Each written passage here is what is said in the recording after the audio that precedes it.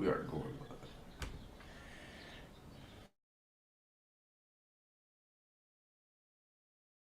All sports, all the time. There's heroes and there's legends. Heroes get remembered. Legends never die. This is the Spoken Podcast. Hold your ears, folks. It's showtime. I'm your host, Lance Twidwell. Man, that kid, he can ball, man. He can ball. Touchdown, Kansas City!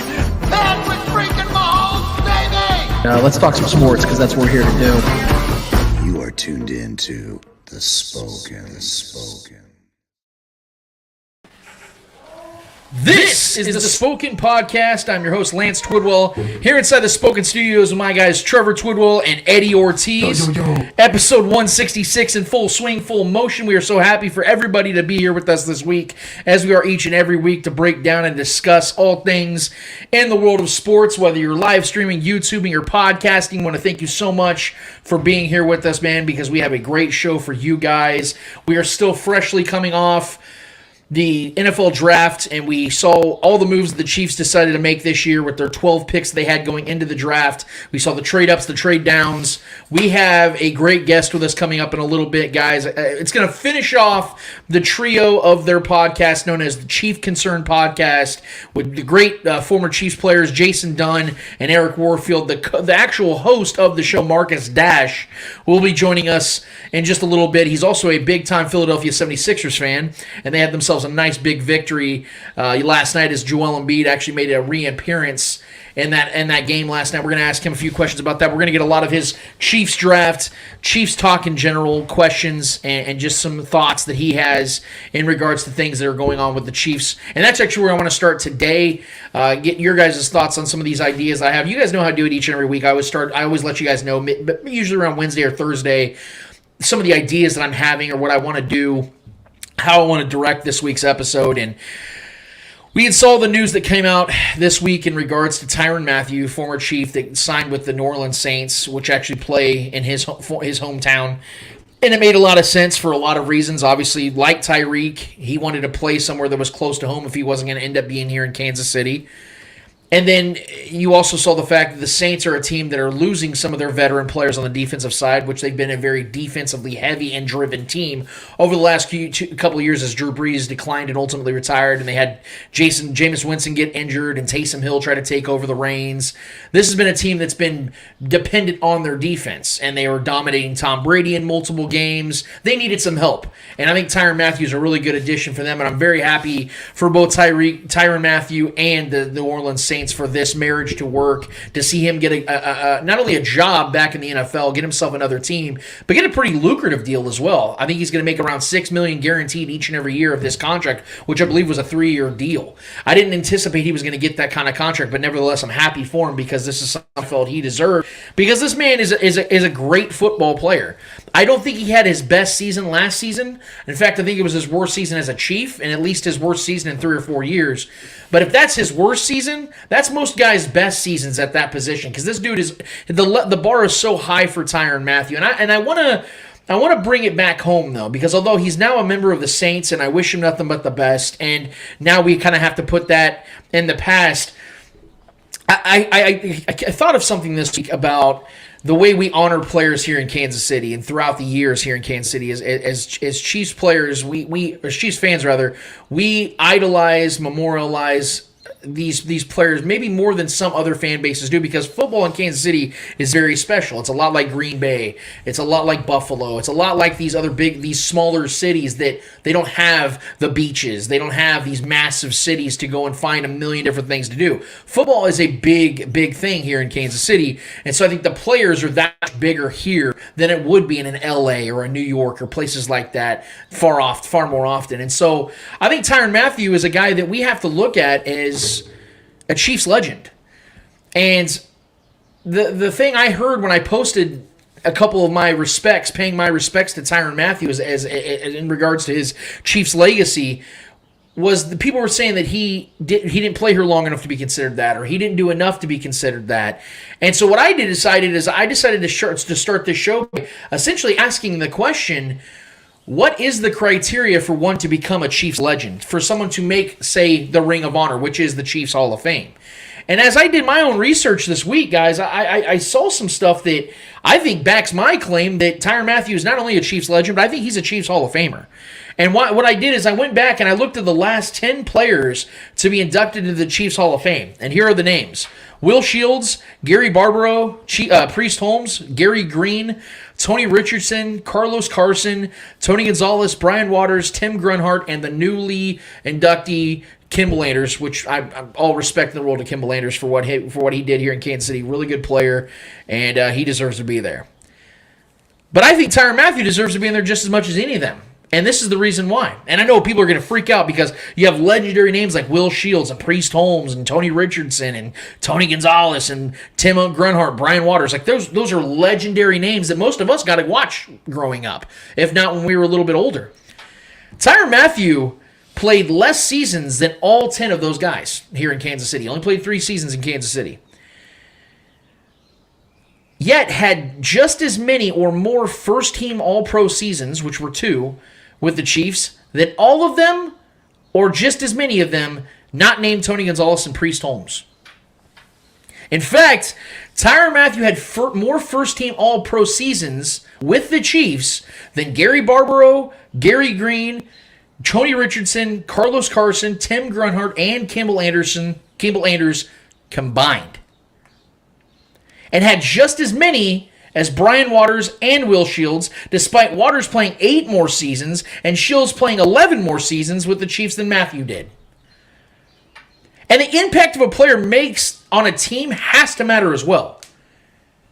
As we all remember here, in 2018, the Chiefs finished 24th in scoring defense. Because of that poor defense, they lost in overtime in the AFC Championship to the Patriots.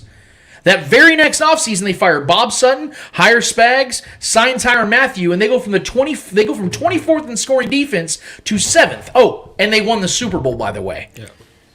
The Chiefs' average scoring defensive ranking from 2019 to 2021 was 9th overall. Went 38-11 in the regular season and 7-2 in the playoffs with 3 consecutive AFC Championship games at Arrowhead, back-to-back Super Bowl appearances and Super Bowl victory.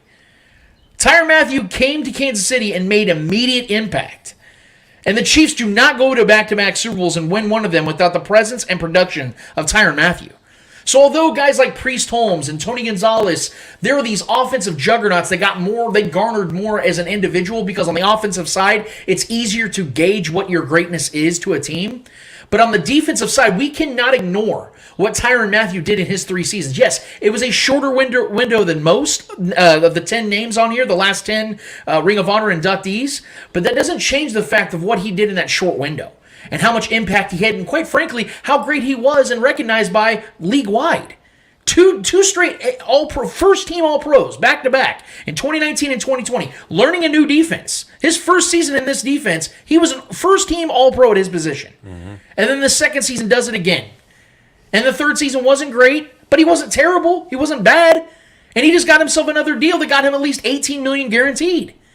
So, for me, it's hard to keep Tyron Matthew out of that. And furthermore, I hear so many folks talking about how Alex Smith should be in the Ring of Honor. And look, if that's how you feel, then to me, I think the bar is extremely low. And if you think that Alex Smith deserves to be in that Ring of Honor, I think Tyron Matthew should be in that list before him. I think Jamal Charles should be in there before Alex Smith. I think a number of guys should be ahead of Alex Smith. And this isn't going to be an Alex Smith bashing session. My point, though, is Tyron Matthew did more in 3 seasons for the Chiefs than Alex Smith did in 5. There's no question about that. And here's the other thing. Alex Smith had a better opportunity and more of an opportunity to be great and do more for the Chiefs than Tyron Matthew did because he played a more valuable position. He had more impact on the game just on position alone than Tyron Matthew did. Yet Tyron Matthew made more of a difference and more impact on this team in 2 fewer seasons at a much lesser valued position than Alex Smith did. And I think that because of the fact that Tyron is an outgoing, loud, boisterous, borderline toxic person sometimes when it comes to social media, and Alex Smith was non-existent on social media, I think that we look at these guys a little bit differently. But when it comes to impact, to me, there is no comparison. And Tyron Matthew, to me, although only 3 seasons with the Chiefs, deserves to be a Chiefs Hall of Famer based upon the production, based upon impact, and based upon general results alone, man. What are your guys' thoughts, Trevor? I'll start with you. My immediate response to the Alex Smith thing is, just to his credit, the division was a little tougher at the time when he was playing with Peyton Manning here. That was not the easiest foe to go through on a weekly or on a seasonal basis. So I'll give him that. I think Alex Smith definitely could end up on there. And Jamal Charles, 100% in my mind, should be on the Ring of Honor. If Campbell Anders is going to make it on there, Jamal Charles should definitely be able to make it on there. And the fun and productive seasons that Alex Smith gave us, he should definitely be on there. But Tyron Matthew, in my mind, absolutely for me, should be on the Ring of Honor. He's going to be an NFL Hall of Famer. He contributed to the biggest goal and the biggest moment in Chiefs history. And we almost did it. We almost had 3 trips to the Super Bowl, with him on this defense. So, it's probably something that's not going to happen just because it really comes down to what you think the Chiefs Hall of Fame, like what is the prerequisites? Is it duration? Is it how long you were here, or is it impact? For me, I'm an impact guy. I mean, if he was here for 1 season, that's different. That's just a field trip to a team and then he goes somewhere else. That we would probably be having a different conversation right now. But the fact he was here for a handful of years, and he got us to the promised land, was a huge contributor to that. Completely changed this team culturally on the defensive side. Gave us the kick in the ass we needed. Had the pressure on him coming in, with Veach calling him the ultimate chess piece, and a lot of these talking points with him, being a game changer to this defense, and he followed through with that. He made the changes that everyone was expecting him to make, and he got this defense where it needed to be gritty enough and strong-willed enough to reach the goal, and we did that. He was infecting Frank Clark, he was infecting Chris Jones, he was infecting everyone with that kind of mentality, and everyone bought in, and he was the quarterback of the defense. And he was he's an unforgettable piece in Chiefs lore, and I think adding him to the Chiefs Hall of Fame is the least we can do. I think he's one of those lore guys. He's one of those guys everyone's going to remember. With the I like this, rent is due, and all that shit. Like, that's something that's stuck in Chiefs lore forever. More than anything Campbell Anders ever did. No shade to Campbell Anders, but this is, I'm going to talk about impact. There's a lot of guys in that Ring of Honor that are far more impactful than Tyron Matthew was to getting a championship here in Kansas City. 100% I'm on board with you. I think Tyron Matthew was definitely a Ring of Honor guy. He's going to be a Hall of Famer in the NFL. So... a guy that gave us the biggest moment in our fandom, in our lives, 100%. I think he's right up there with all those other guys, in my opinion, for sure. I'm right there with you. I'm gonna talk about Alex Smith real quick. I know you said that the bar would be set too low if Alex Smith was to be inducted into the Chiefs Hall of Fame, but I don't see it that way. I see it completely different than you. I feel like Alex Smith came here and changed the mentality of this franchise. Yes, Andy Reid was a major part of that, but Andy Reid chose Alex Smith for a reason. Alex Smith came here, and this franchise was turned around, and he was a major part in that. I know you don't want to accept it. I know you don't see it this way, but he was a big piece in helping Patrick Mahomes learn the system. Learn the precision a little bit better, and kind of mentor Patrick Mahomes and help him become the player he is today. I know you don't want to grant that to Alex Smith because you feel like Patrick Mahomes was a day one starter in this offense. Because he was. But I see it otherwise. I think Patrick Mahomes needed a year to learn the system, learn the game a lot better, and I think Alex Smith was a big key in that. And so Alex Smith being inducted into the Chiefs Ring of Honor is a well-deserved honor for Alex Smith because of what he did for this franchise and him being a fan favorite through those years. But talking about Tyron Matthew going into the Ring of Honor, yes, I do see it. for the simple fact that he was a big contributor for this defense, for this turnaround in this defense. He was that captain of that defense. He took charge of that, and we saw it day one when he became a chief. We saw it right away who he was and what he brought to this defense. And if it wasn't for him and for his leadership, I don't think this defense would have survived what it did going through that season, the 2019 season. So, yes, I do see him being a big contributor because I'm with Trevor. I do think the Ring of Honor or Hall of Fame is more of a impact player than how well is he with fans and stuff like that. I don't think that comes into play. I think it's more of a impact award, if you want to call it that. So yeah, that's he left his mark for sure. Exactly. So both of them did, and I think both of them do deserve to be in the Ring of Honor. And he is arguably, I mean, I know you touched on this before. We've touched on this actually years ago on this podcast when we first signed him here. Is he arguably the best free agent signing in Chiefs history? You know what I mean? So I think he is. I mean, people can talk about Joe Montana and all these other guys. That's the thing. Joe Montana the Chiefs actually traded for him. They gave him a first-round pick for Joe Montana. Right. A lot of people thought he was a free agent. He wasn't. But we never accomplished what we wanted to accomplish when we brought Joe over here, and he failed. Right. Well, he failed. Like, we didn't win a Super Bowl. That was the whole goal. Yeah, we didn't win a Super Bowl. He did take us to AFC Championship. So sure. I mean, he tried to give us what we wanted, which obviously every team wants the Super Bowl. But yeah, I think anybody of the caliber of Joe Montana would say that they failed if he didn't go win a Super Bowl. That was a good roster. He was still very much a good quarterback at that time. We traded pieces away to get him, to make him that guy. We definitely found success when we got into the postseason, and that changed, and that was a good thing. But as far as biggest contributors, as far as signing someone or bringing a free agent over here, I think Tyron Matthew had the biggest impact of anyone we've ever brought over here. Yeah, from day one. And we succeeded. We got the all-time goal. So we got 2 Super Bowls and almost a third. Yeah. And the reason I specifically brought up the last 10 guys when it came to the comparison of Tyron Matthew is because of the fact that I know these last 10 are guys that, again, that the majority of us that are in our 50s and down have watched or witnessed. Watch them play, watch them succeed. And for me, it's hard for me to imagine that if you watched as great as Tony Richardson was, and he deserves to be in the Chiefs Ring of Honor. He was an incredible player for the Chiefs for a long time. He also benefited off a lot of things too. When it came to having Priest Holmes in the background, backfield, and even Larry Johnson, Granted, and guys Priest like Holmes that. found a lot of success because of Tony Richardson. Yeah, absolutely. As well. That's what I'm saying. It's very reciprocal. Yeah.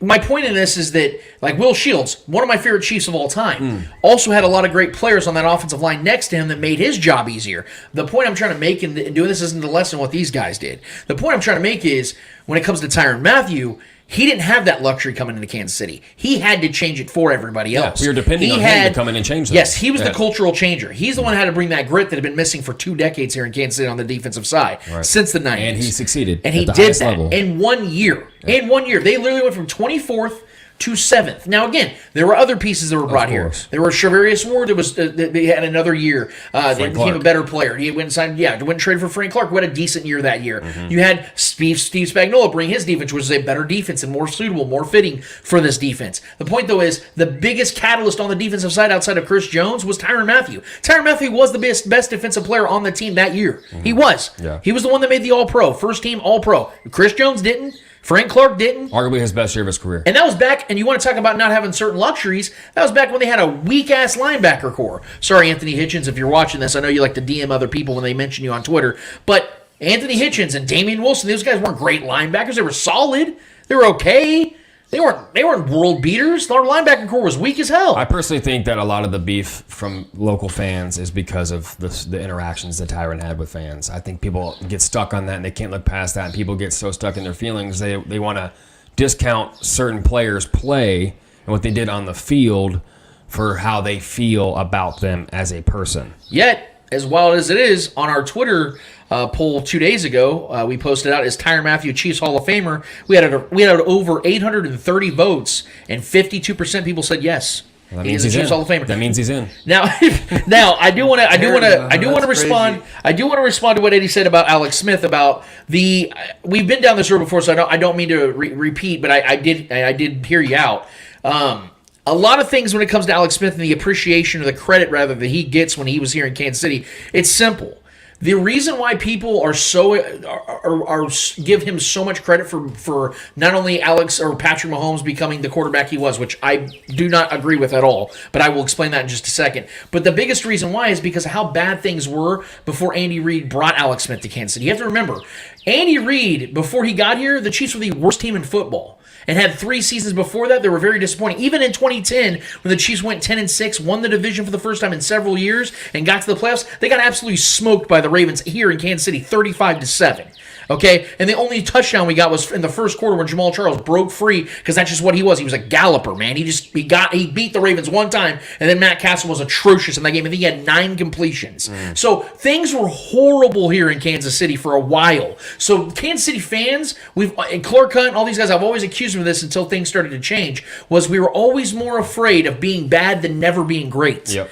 And Alex Smith brought a conservative approach that was just good enough to be a playoff team. Just good enough. But the reason why I never give Alex Smith the credit other people do is he was paid to be a franchise quarterback, and when it came to playoff time, it always ended up the same way. It was the same movie each and every time. He went 1-3 in the playoffs here in Kansas City, and 2 of those losses were home games where he had a lead in the second half.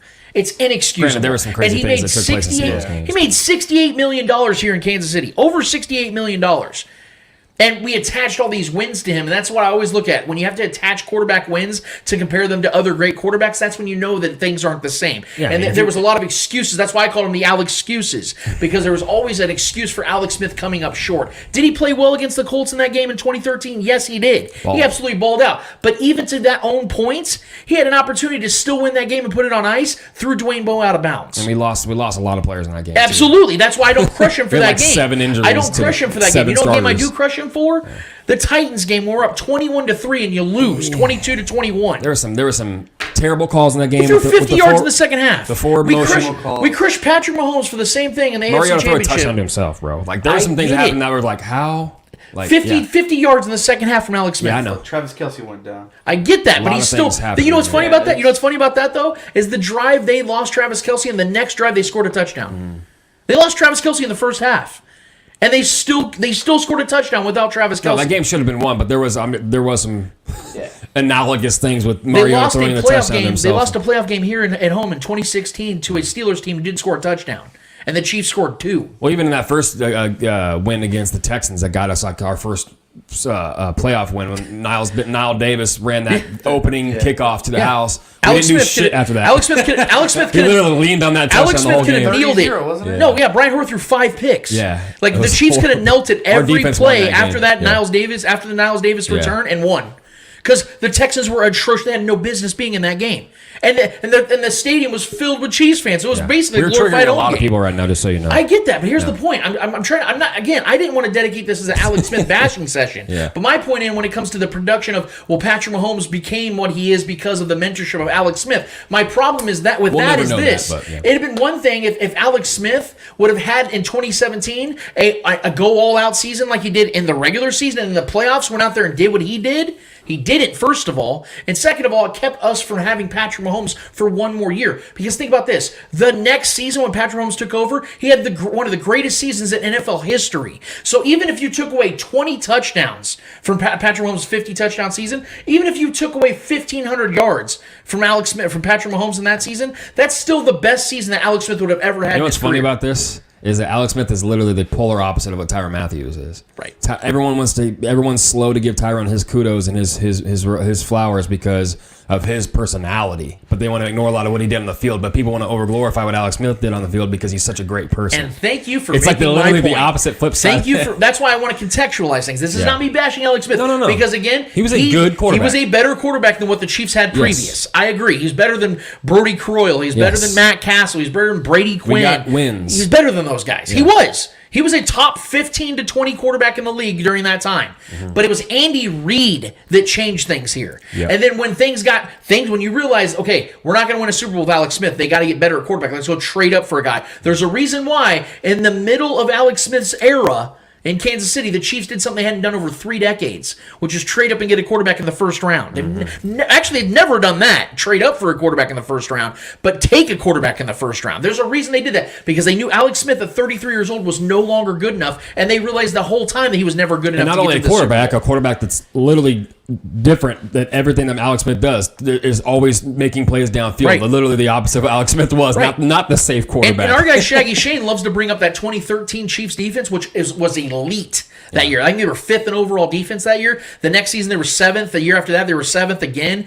Like Alex Smith had tons of help on the defensive side. You give Patrick Mahomes those defenses back then, they win Super Bowls. And I say Super Bowls in plural. But see, the one time Patrick Mahomes had what you would consider a really, really top-tier defense in 2019, they did what? Won the Super Bowl. And they'd have done it again the next year because they had a really good defense that year, had his offensive line not been completely depleted against the Buccaneers front seven that was nasty. Sure. My point, though, is that Tyron Matthew was the consistent piece on the defensive side, did more, in my opinion, in those 3 years than Alex Smith and a lot of other guys that people want to throw in the Ring of Honor did in years that were far surpassed what Tyron Matthew did. He did more. We literally won the Super Bowl and went to another one the next year. And you don't do that without Tyron Matthew, is my point. Of course. You did Mahomes in the Ring of Honor? He could retire right now and be arguing. That's all the time we have for you guys today. We appreciate you guys tuning in for the 21 minutes that we've been on already. That's an 80-hour question. And I want to leave that discussion out there because I know that's a hot topic. A lot of people are still talking about it on the Spoken. Join us, by the way. You see it on the bottom of the screen right there. Join us on Facebook and Twitter. Let us know what you guys think. Subscribe to our YouTube channel. Comment. Let us know what you guys think about this discussion because it's something that I feel is a valid conversation to be had, even though, again, Tyron Matthew didn't play as long as these other guys named. In fact, I think there's 47 current Chiefs Hall of Famers, and I think 4 of them are non-players. So there's about 40-ish players in the Ring of Honor, and all of them played longer than Tyron Matthew did, outside of Joe Delaney and a guy from the 60s that I know died when he had an embolism, actually. So there's 2 players that didn't play longer, but it was because we're honoring them as why they're in the Ring of Honor. There's a couple comments on here. Obviously, unfortunately, I can't read their names, but one of them is, I would argue that Alex Smith probably has the biggest free agent signing. I believe that's responding to Trevor. 5 years of winning football, and he should be in the Chiefs Hall of Fame. What is winning football? Hold on, real quick. I don't mean to correct anybody here, but he wasn't a free agent signing. The Chiefs traded 2 second-round picks to get Alex Smith. That they gave that up to and then they extended him the next year. He was signed to a different team. We traded for him. He was still under contract. We did trade with the San Francisco 49ers to get Alex Smith. So that he wasn't a free agent signing. But even then, if he was. And winning football, again, I know Chiefs fans have had such little success pre-Patrick Mahomes in the playoffs that we consider success regular season victories. Oh, we had 10 wins this year. That's success. No, the hell it's not. Yeah. Success is playoff success. You use the regular season to get to where you want to go. That's why if you look now, go 12-5, and we think, man, the Chiefs struggled this year. They went 12-5. But what would they do? They get 2 playoff wins, and we're going, okay, that was the season. Because the standard changed. Because the quarterback changed. Because things got elevated. And Tyron Matthew was a part of that because the defense changed. The defense elevated. Therefore, the standards change. Therefore, the standards elevate. That happens when you bring players in that make immediate impact, like Tyron Matthew. Alex Smith, his second season in Kansas City, didn't throw a touchdown to a wide receiver who missed the playoffs. Yeah, that's an unforgivable. And it's the worst season that Andy Reid's had here in Kansas City at 9-7. And that's praise to Andy Reid to still go 9-7 with a quarterback that threw 15 touchdowns that season in today's era. Yeah. This was just 6 years ago. That was just 6-7 years ago. Shows you how good that defense was too. Yeah, exactly. Yeah. You go 9-7 with a quarterback that can't throw a single touchdown to a wide receiver. So again, this isn't to shit on Alex Smith. If he makes the Ring of Honor, so be it. Oh, yeah, I love so Alex be Smith. it. Yeah. He's a great human being. Absolutely. A great human being and a great story. Was a good player. He's a freaking warrior, man. He went through, how many fucking surgeries? It's like 40 surgeries. That's what I'm saying. I think there's so much emotional attachment to Alex Smith. That's why. Yeah, you still got to be honest about what happened on the field here, man. Yeah, I get it. And he's a good dude. If he had the same mentality, if he treated, like Trevor just said, if he was as aggressive on social media as Tyron Matthew is, fans would have a much different feeling. He threw 0 touchdowns to a wide receiver, and he was mouthy on the internet. He'd be gone that year. You said yes. You said there's another comment. Is that? Oh yeah. Okay. So this is responding to you. So your logic is flawed. You say Alex Smith wasn't that great because he lost second half leads. Well, I would say that would be the defense's fault. Okay, again, what I'm saying, though, is the defense is the reason why the Chiefs got to where they were because the offense wasn't as productive as it clearly is now. Again, in the 5 seasons that Alex Smith was a starting quarterback for the Kansas City Chiefs, he averaged barely 20 touchdowns a season. You think about that. That makes sense in 1984. That's something that you're like, well, it's a different era, so they don't really throw as much. They didn't really throw downfield as much. It was a boom or bust type of mentality when it came to passing the ball. No, this is within the last 10 years of football. When guys were throwing 40 touchdowns a season, 35 to 40 touchdowns a season, we had a guy here that was throwing 15 to 20. I mean, logic. Think about how wild that is, and they're still winning 10+ games a year. So I'm not sitting here saying that it's all on Alex Smith why they went 1-3, but you can't tell me it's a coincidence that the team goes from 1-3 in the playoffs with this guy to the very next, literally the guy that took over the job is now 8-3 in the playoffs with multiple Super Bowl appearances and 4 consecutive AFC championships played here. And was taking the criticism when we had a halftime lead against the Cincinnati Bengals. He was taking the criticism, and it was due for how bad he was that second half against Cincinnati. Just like Alex Smith blew a lot of second half, halftime leads. There's a lot of criticism that's going to go on the quarterback because you have one goal. You play one side of the game. You just go score points every single time you have that ball. And he failed more times than he didn't. And why does it hurt more that the Chiefs lose like they do in the AFC Championship against the Bengals or against the Patriots in 2018? Because we knew that Patrick Mahomes and this team was better than what they ended up performing as, right? Expectations are way higher. The reason why it was starting to hurt with Alex Smith in the playoffs is because the Chiefs would get the 2 seed in the AFC, get home field in a game and blow it in dramatic fashion because you knew the limitations were always showing themselves. They always rear their ugly head because you were reminded each and every time, God, this is what Alex is. He just can't get it done.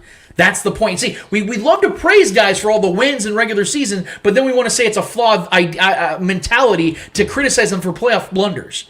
It's hilarious. The Chiefs were paying Alex Smith to be a franchise changer, and he didn't. Were they winning more games? Yes, but that's because of the guy that was leading the way, which was Andy Reid. It's clear and evident as day. He's the one that changed it. No team in the history of the NFL went from 2 wins to 11 wins the next season. There's never been a +9 in the win category from one year to the next in NFL history outside of the 2012 to 2013 Chiefs. That's Andy Reid. Why do you think Clark Hunt literally flew out to go get the man? Because he knew the Chargers were after him. The Cardinals were after him. Other teams were trying to get Andy Reid, and Clark Hunt knew.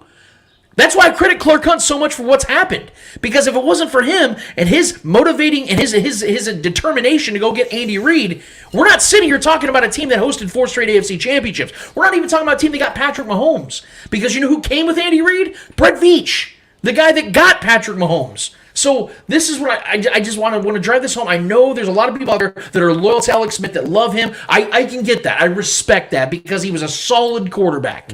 But a lot of times he was in the way and he kept Patrick Mahomes from excelling in 1 year because I believe I will die on this so gladly forever because I saw what he was in 2018. I would believe that in 2017 the Chiefs went further in the playoffs with Patrick Mahomes at the helm than with Alex Smith because the Chiefs lost in the first game they played in the playoffs with Alex Smith and it ended with him throwing 50 yards in the second half and blowing an 18-point lead. So that's where I want to leave that one. You guys, if we have more comments, please let me know because I'm always willing to engage with people. But in the meantime, like I said, if you guys could, subscribe to our YouTube channel so we can get that thing growing, man. We'd love to get you guys on there as well. And you can comment on the YouTube channel as well. My second one before we have our guy Marcus Dash on from Chief Concerns, I heard a report this week, and I actually read an article this morning from Jeff Kerr of CBS Sports, and an article that came out, and it talks about Brett Veach and his accomplishments to this point as Chiefs GM. He did have a little mess up in the article, and I'm going to let this one slide because he did say that Brett Veach was hired as Chiefs GM in 2017 and drafted Patrick Mahomes. But again, I'm going to let that one slide because we all know that Brett Veach was the one really behind that bad boy. And he talks about how Brett Veach has full autonomy to build the Chiefs roster. Sort of. These are the quotes that he had in regards to what Brett Veach had said and stated about this draft this season and knowing full well they have the draft here in Kansas City next season in 2023. Quote, Veach doesn't need to be questioned nor ordered regarding moves in Kansas City. This year was no exception after the Chiefs brought home a draft class that included Trent McDuffie, George Koloftis, and Sky Moore. Having a boatload of draft picks was beneficial to the Chiefs, who are looking to reload their roster after moving on from Tyreek Hill. Veach did move up in the draft in order to land McDuffie, giving up the 2022 first-round pick, which was the 29th overall, a 2022 third-round pick, 94th overall, and a 2022 fourth-round pick, number 121 overall, to move up 8 spots in the draft. Veach joked Hunt was more than fine with that, just as long as he didn't part ways with the first-round draft pick in 2023. Why is that pick significant? Kansas City hosts the 2023 NFL Draft. This is Brett Veach's quote. The only thing that Clark told me was you can't trade next year's first round pick. We've got to have that one, Veach said earlier in reports this week as he laughed. Quote, other than that, he lets me do what I want to do. He joked a few times before the draft that we have to have one next year, so I went in with that mindset. I couldn't move that one. And then it goes on talking about other teams that have done the same and how Brett Veach was saying we're going to move forward using all these picks next year, the 1, the 2, the 3s, and the 4s. Hopefully we add another great class like we did last year and this year. Okay. I don't want to be the guy that a week after an awesome draft, and it was an awesome draft, everybody across the board said the Chiefs crushed ass in this draft. Brett Veach did incredible, and I think this class is going to make immediate impact on this team and for years to come. A lot of day one starters possibly. Yes, yeah. I do believe that. At worst, really good, effective special team backup players. Okay. I don't want to be the guy that comes on here and starts trying to, getting upset about things or trying to act like, my caviar is a little too warm because I know things are really good here in Kansas City and we got riches here. I don't like this. I don't like this. And I know that I'm gonna piss some of y'all off, but just bear with me for a second. I don't have a problem necessarily with Clark Hunt coming in and letting them know how he feels or he thinks. The man owns the team. Yeah. Okay? He has every right to say what he feels and what he thinks is right. Okay? At the same time, you hired these men to do a job. You hired them to build your team the best way they see fit, and so far it's worked. To make the football decisions. To make the football team better. Yeah, make the football decisions while you continue to build the brand and you continue to do the great things you do for the community, which he's incredible at it. I don't want to sit here and crap on Clark Hunt. For sure. Man's been incredible, okay? Amazing. But I don't like this because of the fact that he did interfere with the Chiefs potentially getting the best player possible in this draft. And here's why. And I'm not trying to bank on my prediction here. But my prediction did involve next year's first-round pick to move up into the top 10. And I do believe because Jay Glazer and other people were reporting that the Chiefs were trying to trade up into the top 10. They were trying to use next year's first-round pick to move up into this draft. And if they would have utilized the 29th pick and a first-round pick next year, I do believe that would have happened. And they could have gotten a guy like Kayvon Thibodeau, who ironically went to the Giants the same way I thought that what the Giants ended up taking him, the same team I had the Chiefs trading to get Kayvon Thibodeau or a guy like Trayvon Walker or somebody like that may have fallen by chance. And for me, I think that Clark could have potentially robbed that because I do believe that George Koloftis is going to be a guy that is going to make immediate impact on this team. And I like George Koloftis a lot. But if you told me right now that I had the choice between drafting George Koloftis at 30 or going and getting Kayvon Thibodeau, I would have to be honest with you and I'd rather have Kayvon Thibodeau. Because of the fact that Kayvon Thibodeau has more upside. He's more of a day one starter, day one contributor because he has what it takes. Now, again, Karlaftis I'm good with. I think I see Ryan Kerrigan. I heard a lot of people even making the comparison to Justin Tuck. I'll sign up for that if Karlaftis becomes that. But Kayvon Thibodeau is the next Kayvon Thibodeau. Yeah. I think he's one of one. So my point in all this is I don't like the fact that we're more worried, at least from Clark Hunt's perspective and what Brett Veach is saying. You know why. He's more worried about having a pick in next year's first round than utilizing that pick to make your team better. Because let's say Kayvon Thibodeau becomes a guy that's getting 15 sacks a season, right? You would have thought you could have got a guy like that on this team, and if that guy helps you win a Super Bowl, are you more upset about not having the 32nd overall pick in next year's first-round pick and not having one in your home than not having the Super Bowl this year? Let me ask you this. Do you think the Raiders are upset that they didn't have a first-round pick, or think they'd rather have Devontae Adams? Thank you. Exactly. Thank you. I think and I hate crediting the Raiders, but you're right. This is like a PR move, honestly, because you want to have a first-round pick and when you're hosting the draft. I don't really see the logic in that. I get that from the business side of things. This is our first time hosting a draft. You want to have a pick in the first round. You want to be the team that's, it's like almost like you're hosting a party. You kind of want to be the voice of the party. Like I said, I'd rather have Devontae Adams. You know what I mean? If I'm the Raiders, I don't think they cared that much about, not being mentioned in the first round, really. Well, I'm sure if it comes down to, let's say next year there's a player that can be traded for that's a superstar in this league. We could do it this year. I'm sure they wouldn't mind trading that pick to get that player, but I understand where Clark Hunt is coming from. Of course. There was enough talent here to where the Chiefs could trade up potentially in the top 10, but I feel like they were more comfortable sitting back and see what players kind of slip back and go from there than instead of trading a lot of assets that you would have had to trade on top of the first 2-round draft picks from this year and next year, and then probably throw in a couple late round picks. So I feel like the Chiefs were confident enough to where one of the players was going to fall back to the 20s, and that's exactly what happened with the corner. That was according to the videos and whatever I saw. He was their top target for this draft, and for him to fall back all the way to the 20s, they didn't have to give up as much for him, and I think that worked out great for the Chiefs and whatnot. Well, you're right. I think this is only a talking point right now because Veach probably wanted to package that pick next year for something. That's what I'm saying. I The think reports were there. The reason we're talking about this, and the reason Veach is even having this discussion and talking about how that they didn't want them to, Clark Hunt didn't want him to move that pick. That's because that discussion was being had. Right. You know what I mean? So I am curious to see, or curious to hear what that would have been or what he would have been trying to move up for. Could have been for the top 5 guy, right. So and worse, we would have been stoked if that happened. Exactly, because we we saw guys like Sauce Gardner go fourth. Yeah. And if the Chiefs were looking at corner like they did for Trent McDuffie, Sauce Gardner is a better player than Trent McDuffie. As much as I like Trent McDuffie, Sauce Gardner was the best corner in this draft. And if the Chiefs had a chance of getting him over Trent McDuffie, would we all not sign up for that? Yeah. If you could get a Tavon Thibodeau over George Koloftis, would we not sign up? Of course we would. Of course. We would. Yeah. So that's my point, is that, to me, I understand that Clark Hunt likes to pick his spots of when he interjects. We got value Yes, guys for sure. absolutely. Yeah. And I want to make it clear, I am very happy with the draft the Chiefs had. Of course. But knowing that Clark Hunt has interjected and essentially kept the team from doing what they wanted to initially do, because like you said, Trevor, it's not in the news unless it was something that was actually going to occur, or at least the Chiefs are exercising the option.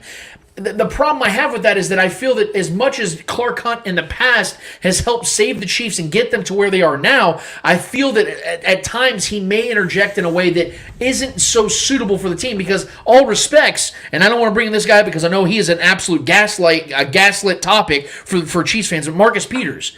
Clark Hunt had him traded. Clark Hunt is the reason why Marcus Peters was no longer a Chief. PR move. And they traded him for essentially not much. And so you look at that trade, and then you know that had to come from the top. And I've had that confirmed by multiple people. That came from the top because of the kneeling, because of the way he acts on the sidelines, his antics. I know they were annoying, but the dude was by far our best cornerback and was a first-round pick just 2 years previous.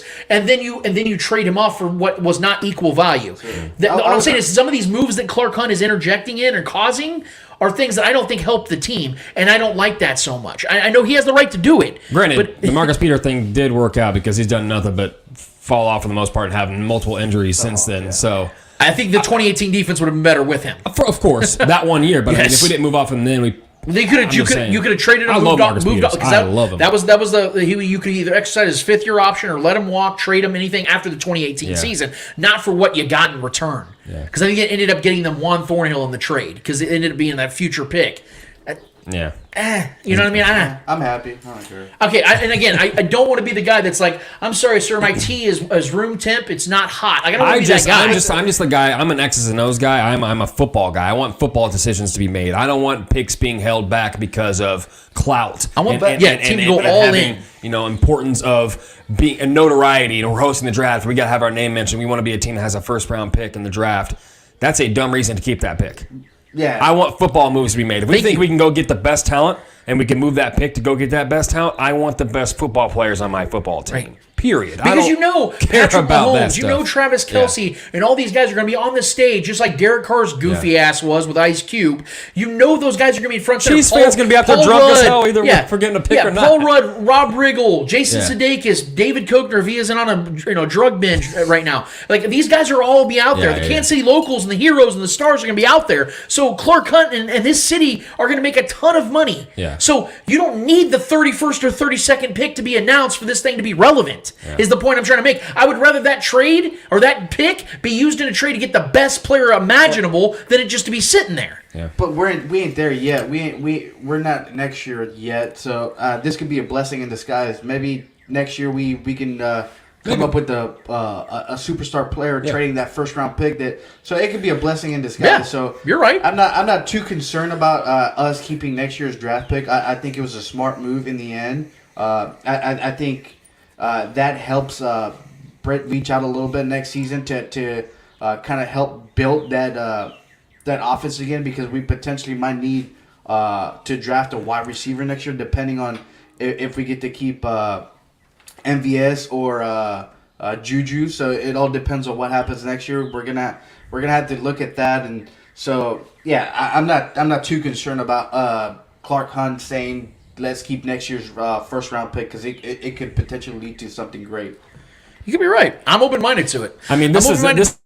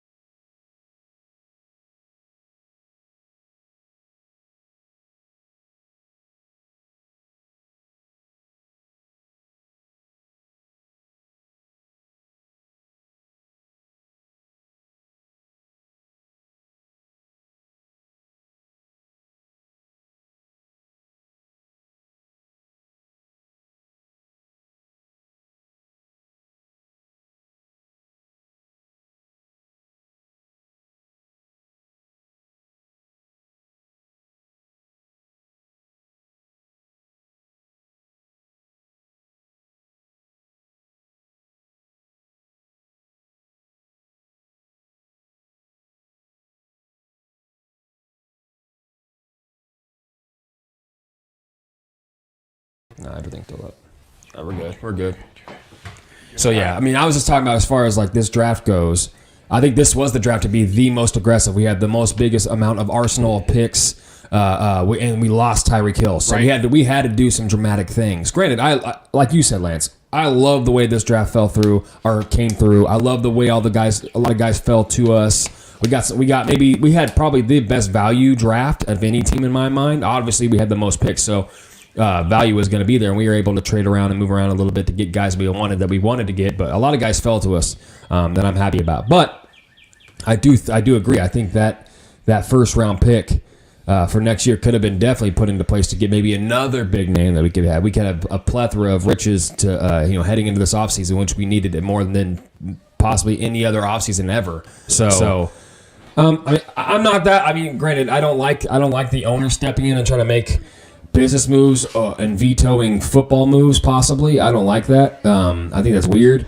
I think you hire a GM to make those decisions. You don't veto things like that. Granted, we don't know what was said. We don't know what the conversation was. We don't know if Brett Veach even wanted to move that. But that conversation had to have been had for this to be a conversation now. Right. So, I mean, I don't like that strong arming from an owner, to be honest with you. But I have no beef, and we don't know. Everything's going to be hindsight once we look back on this and what was the right move. If a lot of these guys pan out to be top tier football players. I don't know if I read somewhere. I can't quote the article because I don't remember exactly who posted it or who retweeted it, but it was on Twitter. There's an article that said that Brett Veach wasn't willing to part ways with 2 first-round picks to trade up in the top 10. Right. That it was something that he was not looking forward. He was not looking to do. So at the same time, it's kind of like, well, would it be worth it if we moved in the top 10, giving up all those picks and potentially not having those many picks left in this draft?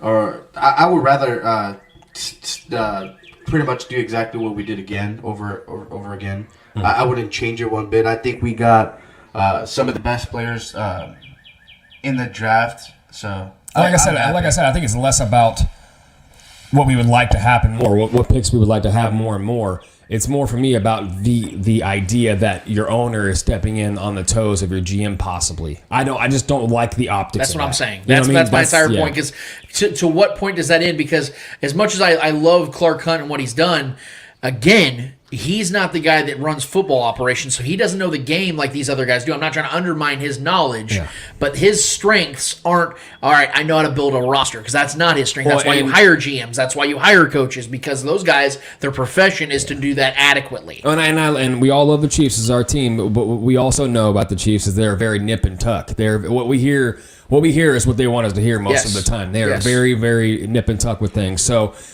who knows what other? I mean, it's all speculation. It could have been all smoke screen. Yeah, it could have just been like trying to just joking around or whatever. Just creating nothing. A little slap in the hand. I'm attacking the scenario. Creating nothing from nothing. You know what I mean? So, but yet Clark Hunt needs to go. He needs to sell the team today. No, he's gone. No, but I'm gonna go say, and I kind of agree with what Clark Hunt's doing. I like it. I like the owner to be invested in the team. I like when an owner wants to be part of that part of a team. He's out there in the locker room with the guys some of the time. So I love to see that from an owner. I don't want to see a Jerry Jones type of owner. I don't think the Chiefs. That's what you just described that you like. That's what Jerry Jones is. No. Jerry Jones is more like we're drafting this guy because we're drafting him, kind of like that. So Clark Hunt does occasionally do we're doing this, but most of the time he leaves it up to Brett Veach and what this coaching staff likes and wants. Yeah. So for him to step in maybe once or twice every now and then, it's not Jerry Jones like, you know what I mean? Mm-hmm. So, but yeah, I don't care. This doesn't bother me one bit. It might piss off other fans. It's like, well, we could have traded that for something better. We could, but I guess we'll never know. So. And something else I want to talk about while we wait for our guy Marcus Dash to join us, that I was hearing people talk about in particular on the national level, and I get it. They don't follow it as closely as we do. They don't know the ins and outs and the details of things that go on each and every day here in Kansas City. They don't pay as close attention. That's very obvious. I was watching the Herd yesterday with was Marcus with us? Okay, sweet. Okay, just when I start bringing something up, we will discuss this in a second. Shut up, Lance. Yeah, shut the hell up.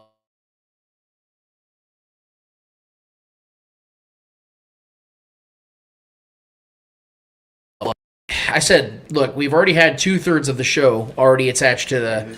I'm about to put them on. Okay, cool. So we've already had 2/3 of the show, Chief Concerns podcast, which, by the way, if you're not already following these guys, I don't know what the hell you're doing. But they have a great podcast. They have a unique perspective on football, in particular Chiefs football, because they have former Chiefs players, Jason Dunn and Eric Warfield, guys that I grew up watching, guys I grew up respecting and loving watching play, and they guys have been great for the community. They obviously give you guys great insight, great look into the world of the NFL and what it's like to be an NFL athlete. But, man, they got 1/3 of this show that is the real brain trust, the guy that knows how to host things and put things together, a guy I talk to damn near every single day when it comes to Chiefs football.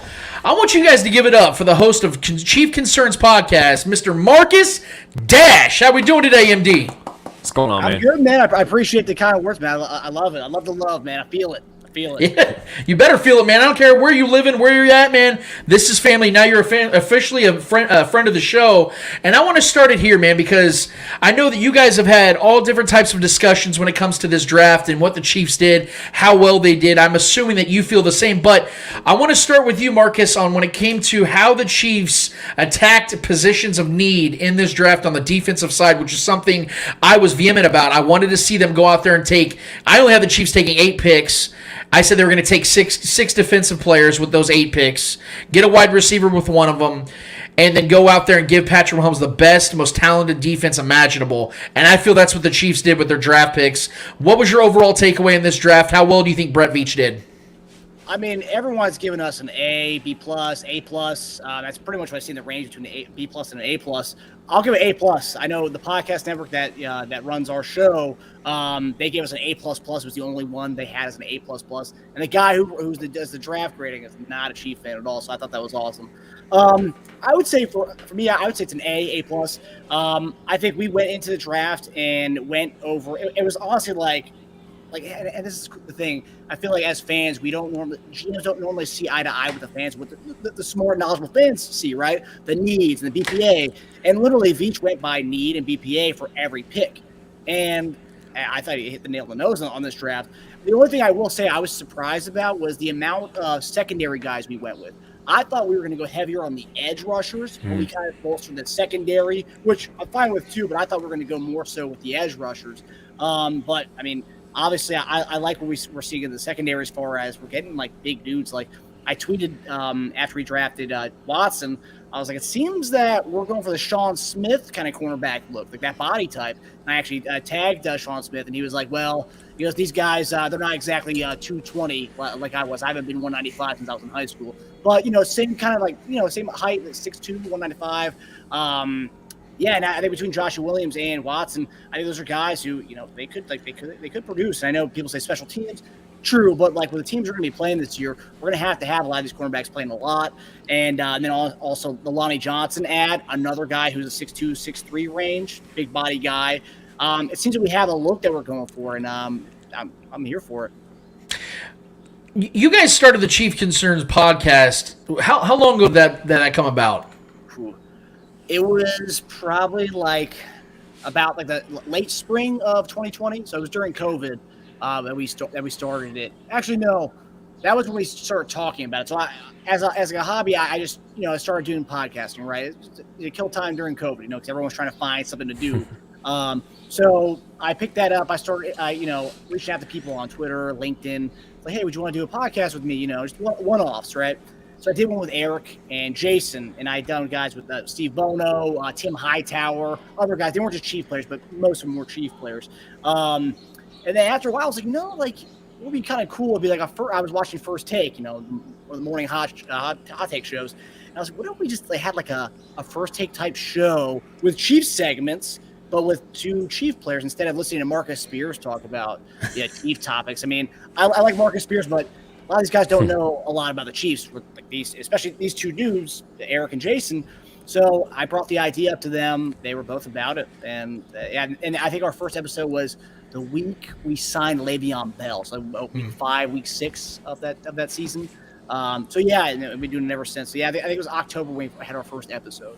And how did you get to know Eric and Jason? Eric was a Twitter follower of mine like 3 years ago.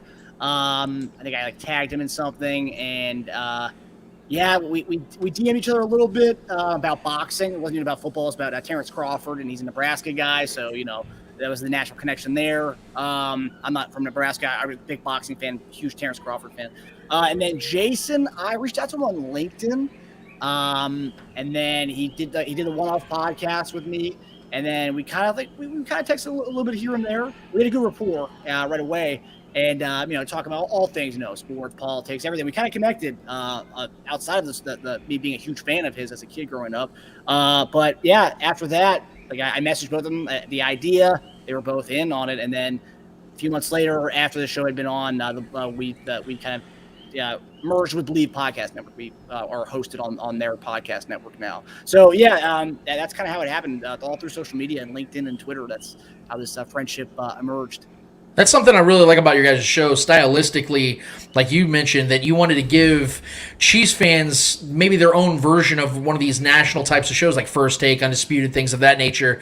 And I think a really good advantage you guys have is that you, again, have multiple veteran NFL players that can give us these perspectives that us schmucks can't do. And then you have your outside perspective as a fan, as somebody that analyzes the game, and I think that's a really good, cohesive way of going about it. And I love the way you guys do your stuff. So I wanted to start this off by giving you guys some credit and kind of getting the backstory, because I've never personally even really known how you guys started, so it's really good to hear stories like that. But there was a topic I brought up today in regards to Tyron Matthew, and a guy that now is with the Saints. I'm happy for him. He's got himself a nice little long-term deal with them to potentially finish off his career where he essentially grew up.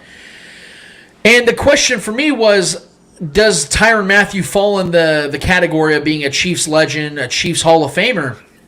And I brought up a lot of things about the fact that of the last 10 Chiefs Ring of Honor inductees, Tyron Matthew has at least as many first-team All-Pro seasons outside of anybody not named Priest, Holmes, and Tony Gonzalez, of the last 10 Hall of Fame inductees for the Chiefs.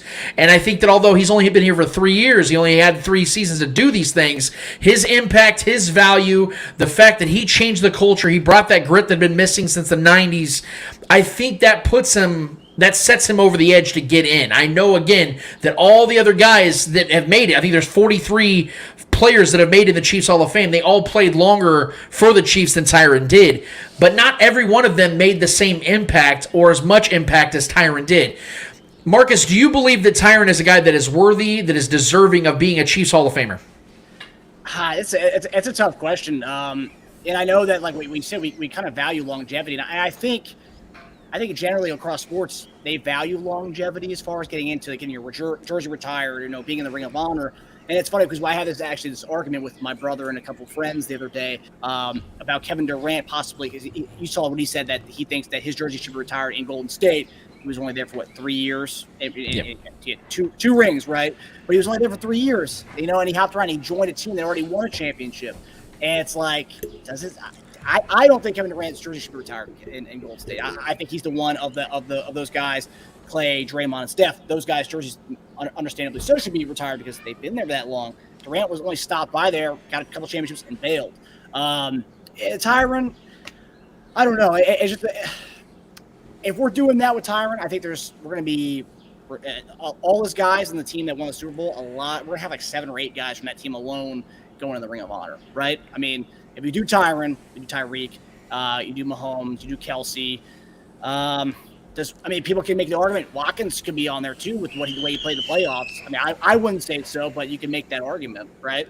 Without Watkins, we wouldn't have won the Super Bowl. Damian Williams, he could be on there. You can make an argument for him too. But I get that Tyron should be in that conversation, but I don't know, 3 years just. I don't know. It's tough. I would say I would lean no. I would go. I'm more the longevity on that. Okay, fair enough.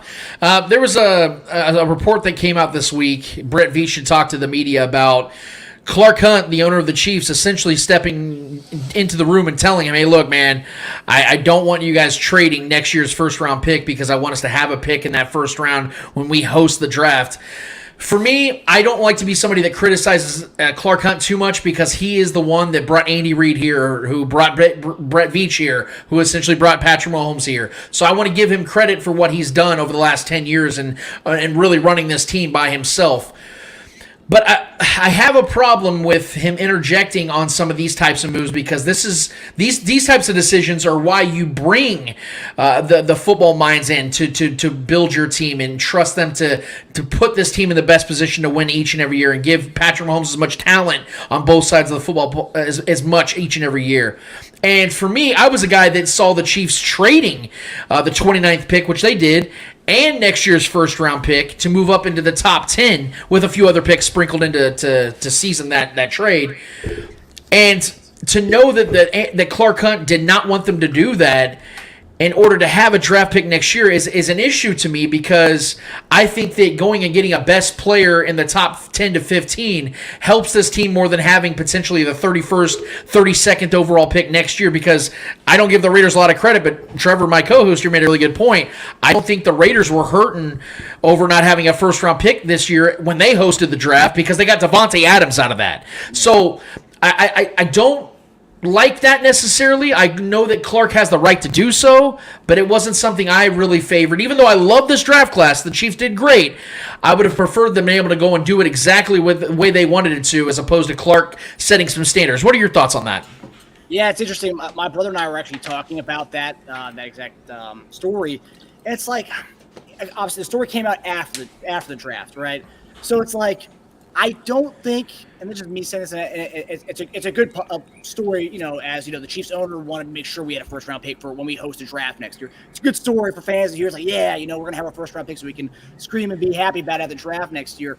But I think if there was a trade that we all wanted to do, I don't think Clark Hunt would have had any kind of reservations against it. A trade that would have legitimately got us into landing a big time prospect. I think he would have been all about that. But I think after we didn't make that move and we had a good draft after the weekend was over, we had a good draft. It's a good story to come out and said, yep, Clark Hunt made sure we didn't trade a first round pick next year because he wanted to have that for the Chief fans to be roaring and rocking at the draft next year. So I don't know. I think if that is true, if there was a deal on the table and Clark comes like, no, we're not doing this because we want to keep our first round pick next year. Yeah, it's overstepping your boundaries. But if it's like one of these, like, kind of a little puff piece to come out and say, yep, Clark Hunt wanted us to keep our first round next year so the fans could have something to celebrate on day one of the draft. So I don't know. I think really we're a smart organization. If there was a trade that could have benefited us that would have used next year's first round pick, I think we would have done it. So I just think it's kind of a puff piece. I'm excited about what Trent McDuffie can do. I think he's a very talented player, and I think he could be cornerback one for this team within the next year or two. I really like George Koloftis, primarily because of the fact he fills a position that I was hammering home all offseason about the Chiefs need to go get edge rush. They didn't get any edge rush in the offseason. Maybe they'll bring Melvin Ingram in. Maybe they'll bring back Justin Houston, Jerry Hughes, one of these kind of veterans. I think that's inevitable. One of those guys will be here. But the Chiefs went and got them a guy that I believe is an absolute stud at edge rush in George Koloftis. And I really like some of these other picks. I think Sky Moore may have the highest upside of all the draft picks they got. Everybody loves him across the board, not just Chiefs content guys. We're talking PFF. We're talking Move the Sticks, all the big podcasts. They love him. But, man, I can't help but think that maybe the guy that makes the most impact almost immediately and is a guy that might be the steal of the draft is the Chiefs' fifth-round pick, which they didn't even originally have, and Darian Kennard out of Kentucky, the right tackle. I think this guy could legitimately win this job. He's physical. He does have some footwork and some issues to deal with. Our guy Eddie here has spoke on that. But I see the upside here, Marcus, and I think this is a kind of guy that can step in day one, be a starter day one, and make impact day one. Who is your guy that you think is going to make the biggest impact early and often out of this draft class? I mean, since you say Kennard, I won't say Kennard, but he's up there with one of the guys I really like out of this draft class. I was hoping we had one of the segments earlier on before our mock draft episode. It was about possibly, going for a right tackle early in the draft, maybe a second or third round pick, using one of those picks on a right tackle. And I remember JD was like, yeah, we'll consider it, we'll look at right tackle, but like we have other needs. We can maybe get one later on in the draft. And Kennard was one of the guys I was like, God, that guy's a beast. I'd love to have him second or third round. And he has if he is a starting right tackle for us, which I think there's very well, you can make the argument he will beat out Niang for it. And Niang obviously has a lot of injury concerns and such, but if he does beat out, that's right side of the line between him and Trey Smith. It's going to be such an angry and aggressive right side, man. It's going to be fun to watch those guys in particular, especially, I don't know what our offense is going to look like this year as far as running the ball, but those two guys together on one side, oh man, it's going to be fun. A lot of pancakes on that side. But the pick I really did like, I like Joshua Williams' tape. I mean, obviously Fayetteville State. They don't play against the best competition, but Sky Moore is the one I really loved. Initially, when I saw a lot of mock drafts having us taking him at 29 or 30, I was like, no, I don't want him. I don't want him at 29 or 30. But then, we ended up getting him at 54. It's like, oh, okay, that's a steal for me. I didn't watch a lot of MAC games. I bet on a few MAC games here and there throughout the season. That's why I love the MAC, because you can watch it on Tuesdays and Thursdays or Wednesdays when nothing else is on. I love MAC and football for that reason. But the fact that everyone loved him across the board, you saw mock drafts that had him going from anywhere from 15 to 30, and obviously he slipped the second round. I was really happy we got him over Christian Watson. I know a lot of people were big fans of Watson, but really happy we were able to just stay in our spot and get him later. But the player comps of Golden Tate, Sterling Shepard, Antonio Brown even, he's kind of he's a mix of all those things. And I know Antonio Brown, also a MAC guy, Central Michigan, but he looks a lot like Antonio Brown. You can play him in the slot. You can play him all over the field. Yeah, I'm really excited about that one. I don't know. I've seen PFF or someone else said he's going to have a 1,000-yard season this year. Who knows? He might, but we have a lot of weapons, so I don't know if that's going to happen. But really excited about that one. And I got a lot of hate on Twitter from some Chief fans. Obviously, Twitter, we're always getting hate in some way form. But he was like, oh, yeah, only thing is Sky Moore's not going to be going against Ball State in the AFC West. It's like, well, okay. And then JD and I actually talked about this. It's like, well, look at some of the best 3 receivers of all time. Look at Jerry Rice, Mississippi Valley State, who they play. Right. Look at Terrell Owens, UT Chat, who they play. Randy Moss, Marshall. That was at which conference is that? Is that the it's on MAC? I forget. The Conference USA, I think. It's definitely not the SEC. No, it's not. And then the comment I made back to the guy who one of the many people who were dogging Sky Moore's teams they played, I was like, well, I know Tyreek Hill played at Oklahoma State, but who was he playing at Western Alabama? I mean, I don't know. I know that's I think it's D2, and that's nowhere near max competition. So like, we can't be judging people on this stuff. Look at the experts and look what they're saying, and collectively, all experts were big fans of Sky Moore, and I'm gonna lean that. And just look at his tape. I mean, it led college football in broken tackles. I believe that was a stat I saw. 26. Guy's an animal. I'm really excited to see what he does in the offense, and you can use him all over the field, which I love too.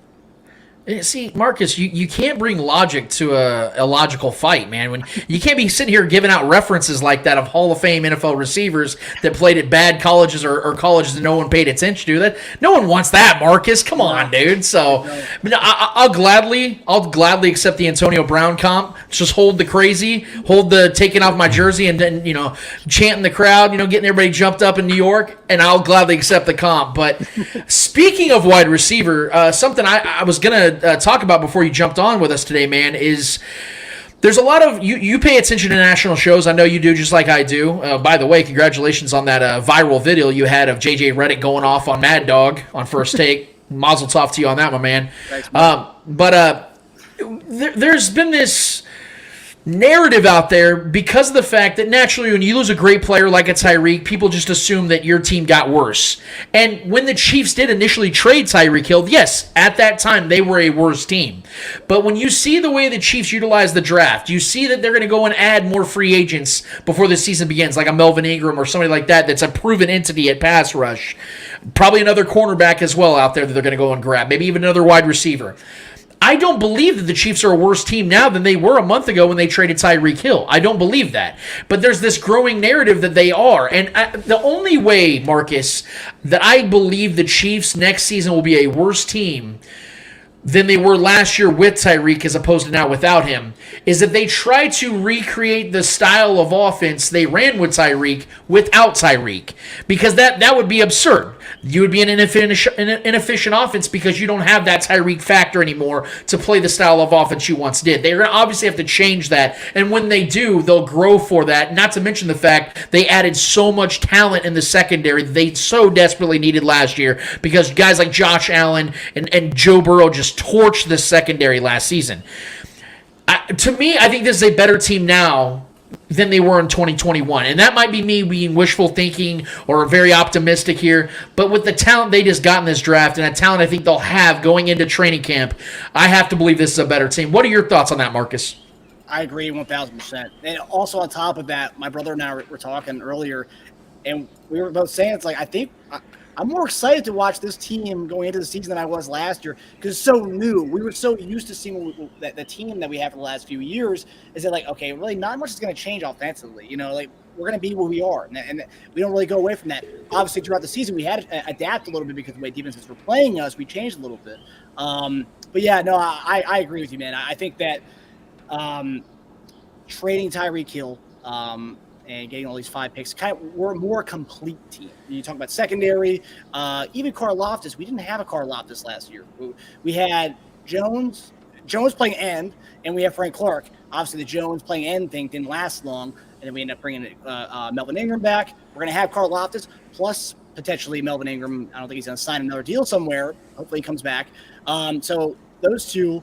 And then hopefully Dana's progressed. Hopefully Kane Doe can be somewhat of an asset where you can kind of sub him in and, just have a constant fresh pass rushers. And that's the one thing I've been wanting us to do. That's why I thought we were going to get more pass rushers in the draft. We didn't, but I thought we were going to have like a kind of a plethora of pass rushers, because like look at the days where Spags was in the Giants. They had guys who could rush the passer all game long. All game. They weren't a lot of those guys weren't world beaters, but they were guys who could rush the passer. So I'm hoping that Kane Doe and Dana can improve, and I'm hoping that we can also keep Ingram back, but also maybe throw a little contract at JPP. I don't know what he's asking for, but give me some veteran. I don't care who it is. JPP, Clowney. There's a couple other guys out there, but like even Stu would be great. Because Stu, you could put him in DT and DN, and our other DT besides Chris Jones. I mean, it's going to be kind of rotational. Man, we don't really have a solid DT right next to Chris Jones this year. So you can upgrade there as well. But yeah, I think this team's overall a complete team, and also you can look at Vegas lines. Vegas, and we actually improved from like 8th highest odds to win the Super Bowl to like 4th, I believe. Yeah. After the draft, so like. And Vegas knows all, so although I don't agree with the Broncos being ahead of us on that. No, you and me both. And I have a couple more questions for you, Marcus. I know you're a busy man, and I don't want to keep you all day here, man, but just a few more questions for you. In regards, actually, to the Broncos, I wanted to talk about that because that's also something that I think the national media is starting to cling to. There's always the new toast of the town. People get sick of the same stories over and over again. I think after the Patriots dynasty, people chose in the media to start latching onto new things each and every year. And I know with the Chargers, always the annual, fresh face. We know that the Bengals became that. Now they did get to the Super Bowl, so they deserve their credit. But there's always that team that makes a move that people just love, and all of a sudden they just fall in love with this team. And Russell Wilson, I think it was the day before our episode, he got traded to the Broncos. And I stated on our show that Russell Wilson alone makes the Broncos a playoff contender because he's just that good of a quarterback still. He's a top 10 quarterback still, I think he is. And they have a good roster. They have a solid roster, but there are things that people forget in the context of it all. One, Vic Fangio is a defensive-minded genius, and they had a great defense large in part because of him. They don't have him anymore. But even last season, against non-playoff teams, they were only allowing about 15 points a game. But against playoff teams, they were giving up 24 points per game. So they were a much different defense, even with Vic Fangio, against good offenses. And now you have Nathaniel Hackett, a rookie head coach who wasn't even calling plays for the Packers offense last year or the year before that, coming in and expecting to make this immediate change and make this team that much better. Because furthermore, Russell Wilson himself is a 34-year-old undersized quarterback who's been sacked almost 500 times in his career, who's coming off throwing hand surgery, his worst season of his career to date. A new offense, a new system, a new team, a new conference with unproven commodities surrounding him on offensive line. Outside of Garrett Bowles, they don't have anything proven on that offensive line that I can take very seriously. Second of all, their weapons in Cortland Sutton, Tim Patrick, Jerry Jeudy are all really good talents. But in 10 combined seasons in the NFL, they only have 27 total touchdowns. I know they haven't had great quarterback play, but I haven't seen enough from these guys to believe that Russell Wilson's going to turn them into the next DK Metcalf and Tyler Lockett, who, by the way, he just left. So I think we need to hone down this expectation, this big love we're giving, this big respect we're giving the Broncos before they've even taken a snap as a team together. What are your thoughts on that? Yeah, I agree. I know it's actually funny on the Colin Cowherd's show yesterday because he's been all over the Broncos nuts. Yes. I can say that on here, I guess. Yeah. Yeah, you absolutely say whatever you want.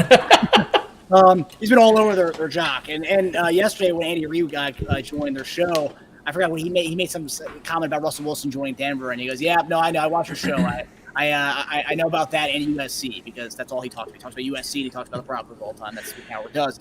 But yeah, I think you could say he left a team with better weapons as far as Lockett and Metcalf.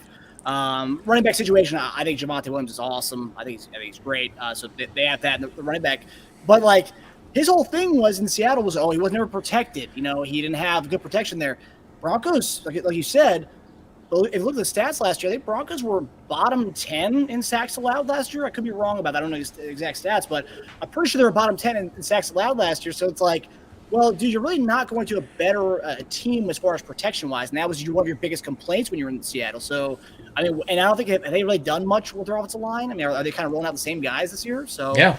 I don't know, because if his whole shtick was keep me protected and you know, I can, you know, let Russ cook. Well, I don't know if you're gonna be. I don't know that really that much change is going to happen this year in Denver. So, I don't know.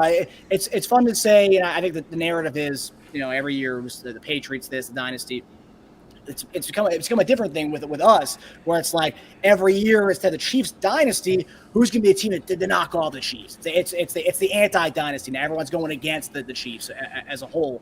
Yeah, I'm not buying Denver as much as everybody else is. We kind of have to see it. Then also, he's an Asian quarterback, you know, and Russell didn't look good last year. I was in a couple fantasy leagues where he was cut.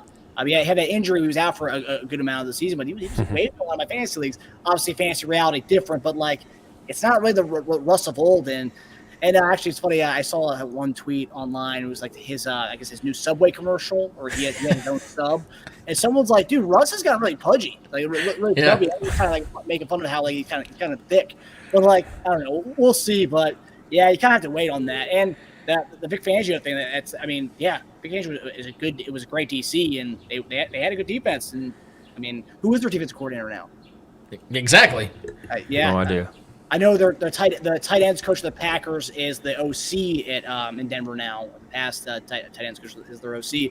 I like Hackett. I think it's solid. I think the cool thing about the Hackett hire was the fact that he's a son of Paul Hackett, who was our OC back in the early '90s. So it's cool AFC West connection. But yeah, I mean, we'll see, because obviously, he was the OC for the OC for Rodgers and a good offense. So I don't know.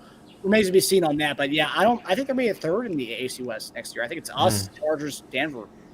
And Raiders are already having the problems of their own. I don't know if you guys saw the whole president stuff. Oof, man. Surprise. Every year. Yep. Yeah, we'll have to see if Nathaniel can hack it in Denver. Right? I like that. That's not bad. I'll apologize later. I'll text you or something later, Marcus, for that one. But no, you're right about the Russell thing. He was eating this sandwich. I'm like, man, this guy's like 10 grams of carbs away from being in sleep apnea, because he's starting to look a little round. It's that off-season bulk. A lot of sodium. I'm telling you. And just to make the point, when you talk about Russ cooking, in his career, when he throws more than 30 times in a game, playoffs included, his team is 47, 42, and 1. In games that he throws 29 or less times, in playoffs included, they're 66 and 18. Wow. So when Russ cooks, they have grease fires. So I think it's best that they run the ball a little bit, especially when you have Javonte Williams. I agree with you. That kid's a stud. But even he's a rookie. We don't really know what he's going to be. We've had one season of him. So even that we need to be a little cautious with. Now, one more Chiefs question. I have another little side question for you. And it's not even really a Chiefs question. It's actually an AFC question. I've asked every guest for the last 5-6 weeks this question, because to me, it's the most important question of the offseason leading into this next season. When it comes to the Chiefs and the field, when it comes to the AFC and how they've bulked up on these veteran free agents, these signings, these trades, and how aggressive the AFC has been, and then seeing the Chiefs playing ultra-conservative in free agency, not spending a ton of money, in fact, making a bunch of cap space with trading off Tyreek Hill, not re-signing Tyron Matthew, basically getting rid of their veterans while other teams stockpile veterans, and the Chiefs go and do what they do in the draft. I think a lot of people are just assuming the AFC, because of the fact they've stockpiled talent, that all of a sudden things are over with the Chiefs and they're no longer sitting atop of the AFC. I don't see it that way, Marcus. I think the Chiefs just did it a different way, and they zigged while everyone else was zagging. And that is something that Andy Reid is known to do, not just with his play calling, not even with his play designing, but how he develops and builds his teams throughout the years. I'm not of the belief that the AFC playoff picture is just, it's the Bills and the Broncos, and then we'll see where the Chiefs land. No. Until I see a team dethrone the Chiefs from being what they are, I have to still come into this season believing the Chiefs are just as much of a Super Bowl contender as they have been over the last 3 or 4 years. What are your thoughts, Marcus? Yeah, no, I agree with you again. And I will say, people could say, we were dethroned by the Bengals last year. They were the representation in the Super Bowl of the AFC. I'm not buying the Bengals as hard as everybody does. I will say I will give the Bengals benefit of the doubt more so than I will give Denver, though, because at least we saw that team last year do something. Denver's kind of a question mark. We don't know how that team's going to look. There's a lot of question marks there. But yeah, I'll take us over the field right now. And I know it's an interesting point that you made. A lot of teams got older. They've added more vets to try to combat with us. And we got younger and faster, which is a problem with our team last year. Not that we were too old, but we were slow defense. We couldn't get after the quarterback, and our secondary was slow. So I mean, we revamped all over the place, and we're so young. And this is a team that there's not a lot of holes on it. I mean, obviously a lot of these young guys got to pan out, hopefully, but our linebacking core, Chenal, Willie Gay, and Bolton. I mean, that's we haven't had these a fast overall linebacking group across the board in such a long time. I mean, gosh, who was it when DJ was here? We had DJ, then we had like Josh Mauga, we had Javon Belcher. We had guys that weren't like athletes. These guys are athletes playing linebacker. And the safeties, interesting about that, we had Jared Page on the day before the draft, and we were talking, it's like, Jared Page and Bernard Pollard, that was probably the most athletic safety duo tandem that we had in last 20 years. Yeah. I mean, I couldn't think of a better one than that. And then we go and get Reed, Cook, and whoever the third corner is going to be. Thornhill. We have that Deion Bush guy we signed from the Bears. That's across the board. It's athletic and young and fast. It's going to be fun, man. I think that a lot of people, just, because we didn't get the big name guys, people are just underestimating us because we didn't go out and get Randy Gregory as our edge or Chandler Jones as our other edge and Khalil Mack. We didn't do that, but I think collectively our defense is better than it was last year. Collectively, offense is better because look at Juju compared to D-Rob or, obviously you can't really compare anybody to Tyreek, but collectively that receiving room, whoever our fifth or sixth receiver is going to be, it could be Josh Gordon as our sixth guy or fifth guy. And then maybe Justin Ross might pan out, which I think of all the guys we drafted and undrafted, I think Justin Ross is like top 3 guys I'm excited about this year. Yep. Sky's the limit for him if he can stay healthy. Yeah, and speaking of that secondary, I think there's a real golden opportunity. The Chiefs can add a lot of veteran talent with a potential free agent that could be coming about in James Bradbury out of the New York Giants. I think that's a given. I think the Chiefs are even trying to trade for him, or at least the rumors are out there they were going to try to trade for him. Would you, if the Giants release James Bradbury right now, would you want the Chiefs to go and sign him? No doubt. I think if you can upgrade at edge or cornerback, you do it. And I think that we've kind of let edge go, and I don't know, for whatever reason that is. It's fine. If you want to let edge go, rely on Koloftis and Clark, that's fine. But if you're doing the other end of that is, if you're going to let edge kind of, ride it out and see what that happens, get pass rush. Let's bolster the secondary. Let's make it hard for these guys to throw downfield on us. And I think we might go that route. And if we do get Bradbury, I'm all about it. I still do think we need to add 2 veteran edge rushers, though. I really want that, man. I don't want to have to go and rely on a rookie like Karloff. I think he'll be a badass, but I don't want to rely on him as much as I think people think we're going to rely on him with him and Clark. And hopefully Ingram comes back, but adding one more guy, solid. That's a platoon of pass rushers I'd love. But yeah, Bradbury would be sweet, and he'd be our number 1 corner, right? Him and McDuffie and Snead. That's right there. That's the top 3 right there. You can put those guys wherever on the field. And Lonnie Johnson's a badass too. You can put him all over the field too. God, we have so many guys who can do so many things, and that's what a lot of people who are just casual NFL fans, they don't really realize that. Not big names, but these guys can play all over the field and do a lot of different things. So I'm excited, man. All right, Mr. Dash, we've kept you quite a while here, and I apologize because I told you, hey, I know you got a schedule here. We're going to keep you around 20, 25 minutes tops. We're a little bit over that, but I still have to ask this question, man, because I know you're a big Sixers fan. And your Sixers answers back in Game 3. They were down 0-2. Go up there and whoop that Heat ass. Win by 20 points. Your guy Joel Embiid, my guy, because obviously I'm a big Jayhawk guy out here in Kansas. Oh baby, our guy Joel Embiid goes back. He didn't play great, but the presence alone, you see the difference of these teams, of this team in particular, when he's on and off the court. When he doesn't play, when he does play, and how much better their defense is. Like they're allowing 15, 16 fewer points per game. They average like 12 or 13 points more per game on their offensive side. He had 18 points, 11 rebounds. He only shot 5 of 10, but Danny Green hit 7 threes. Tyrese Maxey, 5 threes. Went 5 of 6. James Harden didn't play great still, but he was effective, got to the free throw line. You saw the team was more fluid, and they won this game, and I think that if Joel can stay healthy enough, this could be a turning around, man, because the Heat don't have that one prolific scorer, and if their defense can hold tight, I think they can end up winning this series. I don't need to ask you, Marcus, how you feel. I just want to get your thoughts on this series alone, man. I think we win the series, really, and it sucks that Embiid missed the first 2 games because I think we win in 5. We probably win in 5 if he played the entire series. But if there was any doubt, people who thought Jokic was the MVP over him, it's cool. I think Jokic is great, and I think we've come to this point. And you and I actually had this conversation, Lance.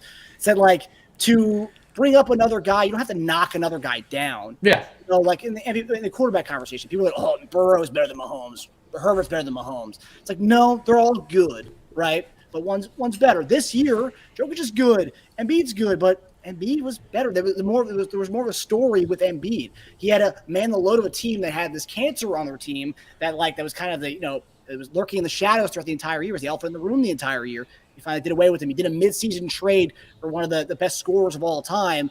And like you gotta have to make that work. And midseason trades, if you look at NBA, that doesn't usually work out for teams. It's tough because you have to really adjust your whole playing style with a new guy.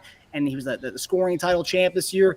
I mean, he is the MVP. But having him play last night with the mask and the torn ligament in his thumb, that should tell you all you need to know about the guy. But yeah, I think we win the series. JJ Redick's podcast, he actually had this cool stat which I never saw before, but it was what he did with Embiid. When Embiid's on the floor, anytime a team is playing around Embiid on the floor, that's I guess by some these analytics, right? Whenever Embiid's on the floor, it's the best defense that's on a court at any given time during NBA. So I don't know the numbers behind it, but that's what stood out to me. And last night, Bam couldn't do anything. Any defender that he was guarding, that Embiid guarded last night was 4 for 17 on shots that he was defending. 4 for 17. Where Bam was cooking DeAndre Jordan, Paul Reed, all these guys last night. He had 9 points, and I think he had 6 points when Embiid was guarding him. I mean, yeah, he's a game changer. And his presence uplifted everybody last night. Danny Green looked like San Antonio Spurs. Danny Green went 1 of 9 the game before that. Came out at 7 of 9 from 3 last night. Harden, although everyone wants to dog and shit on Harden just because he doesn't look like Houston Rockets Harden plus 27 last night. He's becoming like a more efficient player, and he's becoming, as he gets older, he may not be able to do a lot of things he did. He'll be more of a Chris Paul. I mean, I think he's young. He's 5 years younger than Chris Paul, but if he can, shed some weight in the offseason, get his hammy right, I think he can change his game, get a better mid-ranger, change his game to be more of a Chris Paul type. And I think that's me. He wanted to come to Philadelphia. He knew he wasn't going to be the top guy. I think he knows that as he gets older, he has to play with a guy like Embiid to get to age gracefully in the NBA. And I think, yeah, I'm excited about where this is going with Embiid back. And I think he's only going to get better getting used to playing with the mask on. I think we're going to be. I think we're going to win. I think we'll win in 6 or 7, probably 7. But man, Daryl Morey would love you, man, if he heard you say these things about his guy James Harden. That's high praise, because I think a lot of people criticize James Harden because of him being out of shape a lot, and he doesn't look like the same player when it comes to the high octane scoring and things of that nature. But you actually make a good point.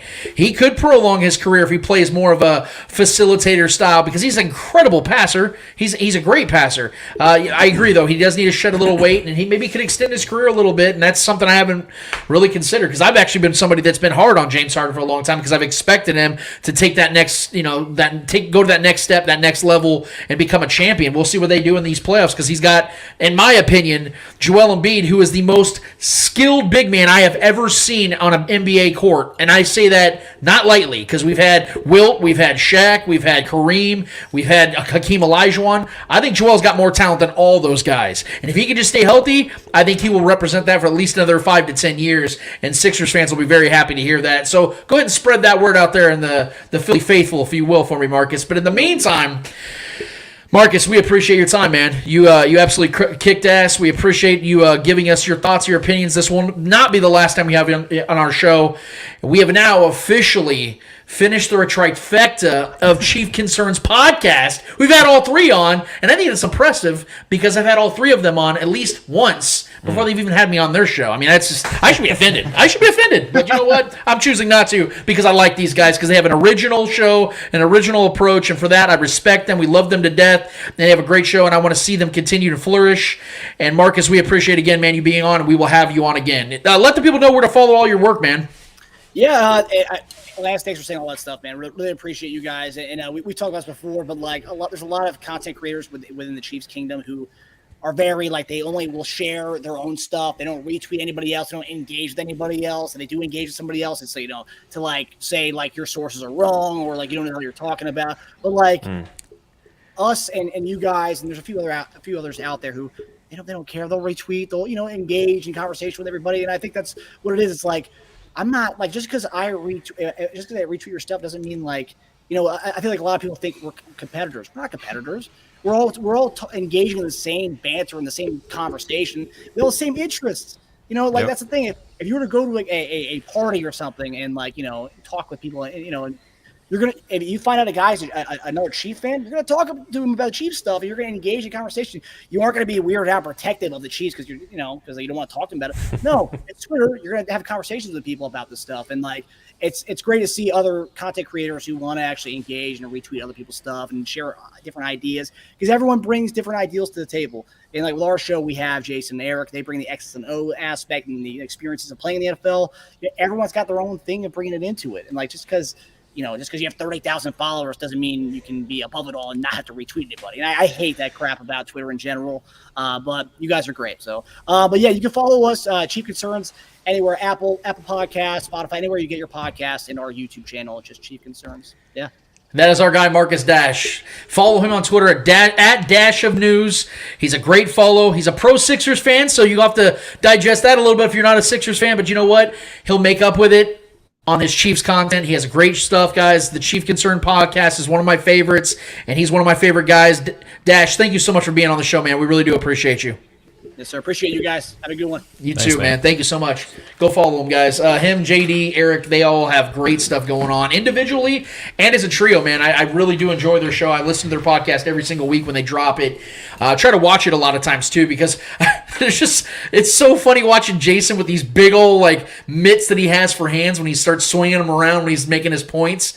It's like, he's fanning whoever's in front of him with those big old mitts. He's just over here swinging them and stuff. It's hilarious watching him talk. And Jason, we all know here, he'll go on forever. That's why I know Marcus his job is okay, let me steer Jason in this direction. Let me steer, because Jason will go. Jason has a lot to say, and I love that about his show. I love that about his style. And Marcus, man, he's the mediator. He's the guy that does all the back channeling stuff, and he's a hard worker. Dude DMs me, texts me almost every single day when we talk, and he's right about that too, man. And we don't really touch on it a lot, but there is something to say about content creators, especially in our area of what we do with Chiefs-related content, that aren't afraid to share each other's stuff, man. I'm never going to ask somebody to retweet our stuff. I'm never going to ask somebody to subscribe to our stuff outside of course, our listening and viewing audience. But other content creators, we try to extend that olive branch, make a relationship there, and they're one of the guys that I respect vehemently. Them, Kingdom Says podcast, same thing with them, man. We have that good understanding of what we're trying to do. We're not trying to be competition, because we're not. We're not competition. We have the same interests. We're on the same team here. So we're not going against each other. It's not like they're a Raiders podcast and they're a Chargers podcast. No, we all appreciate love and follow the same team. Right. We should do the same thing and be a team here. I know it's cliche. I know it's kind of hokey and cheesy, but that's just how I look at it. And guys like Marcus Dash shares the same sentiment, and that's why we have guys like this on the show. That's what we're doing moving forward here. Is we're going to have not like-minded individuals, but people that share common interests that want to share a community here. Not people that are out here just to vulture, to steal, or just to be their own isolated entity. You can do that. That's your right. That's your way. If you're successful, do it. That's not how we do things here, man. We like to have fun and be a community, like I said, and a bunch of friends talking sports, and that's what we do, and that's what we're going to continue to do. We had our guy Billy Hodge, Eddie's BFF, that even said, I saw him post yesterday in the Facebook group. He goes, "This isn't just a sports show, man. This is an extended family here."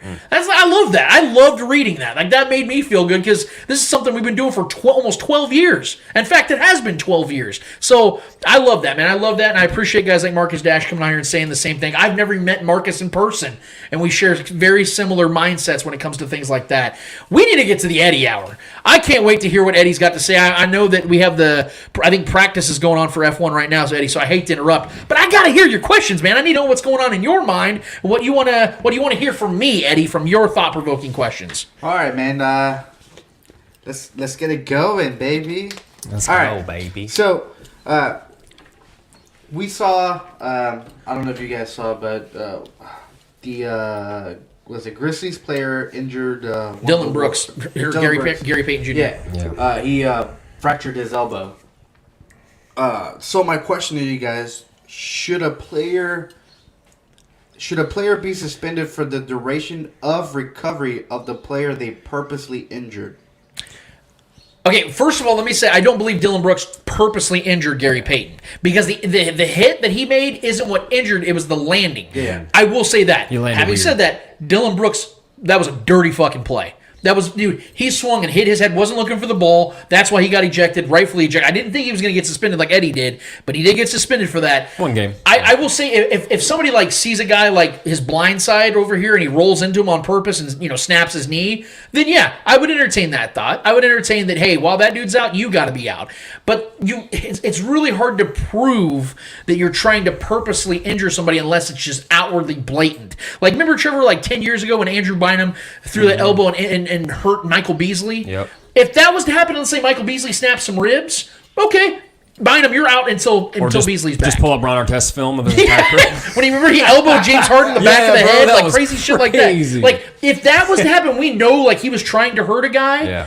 Then yes, I'm on board with that. But Dylan Brooks' situation is a little bit more unique because again, he was trying to foul him. He was dirty, but he didn't hit his arm and break his arm. Is what I'm saying. It was a he hit him hard in the intentional head, foul. and Gary landed weird, and it fucking sucks because Gary's now going to probably be done for the rest of the playoffs. That's a bummer. They said at least a month, so that sucks. But I don't think that Dylan Brooks should serve a month suspension because of that. Because I don't think he was trying to hurt him. I just think he was really trying to send a message because Draymond Green was doing his shit just the game before, and I think they had to suspend Dylan Brooks because they ain't trying to have more fights tonight, which would have happened if, in fact, he probably played. I mean, we're all adults. We got to get past that stuff, but I get it. His tensions are high right now. This has been a very competitive series. Yes. And we're seeing John Morant play at a level. This is he's coming out of his cocoon in this series. Last year's was incredible. They came back numerous times. They were down 25 points twice against the Minnesota Wolves in one game, and they came back and won the game.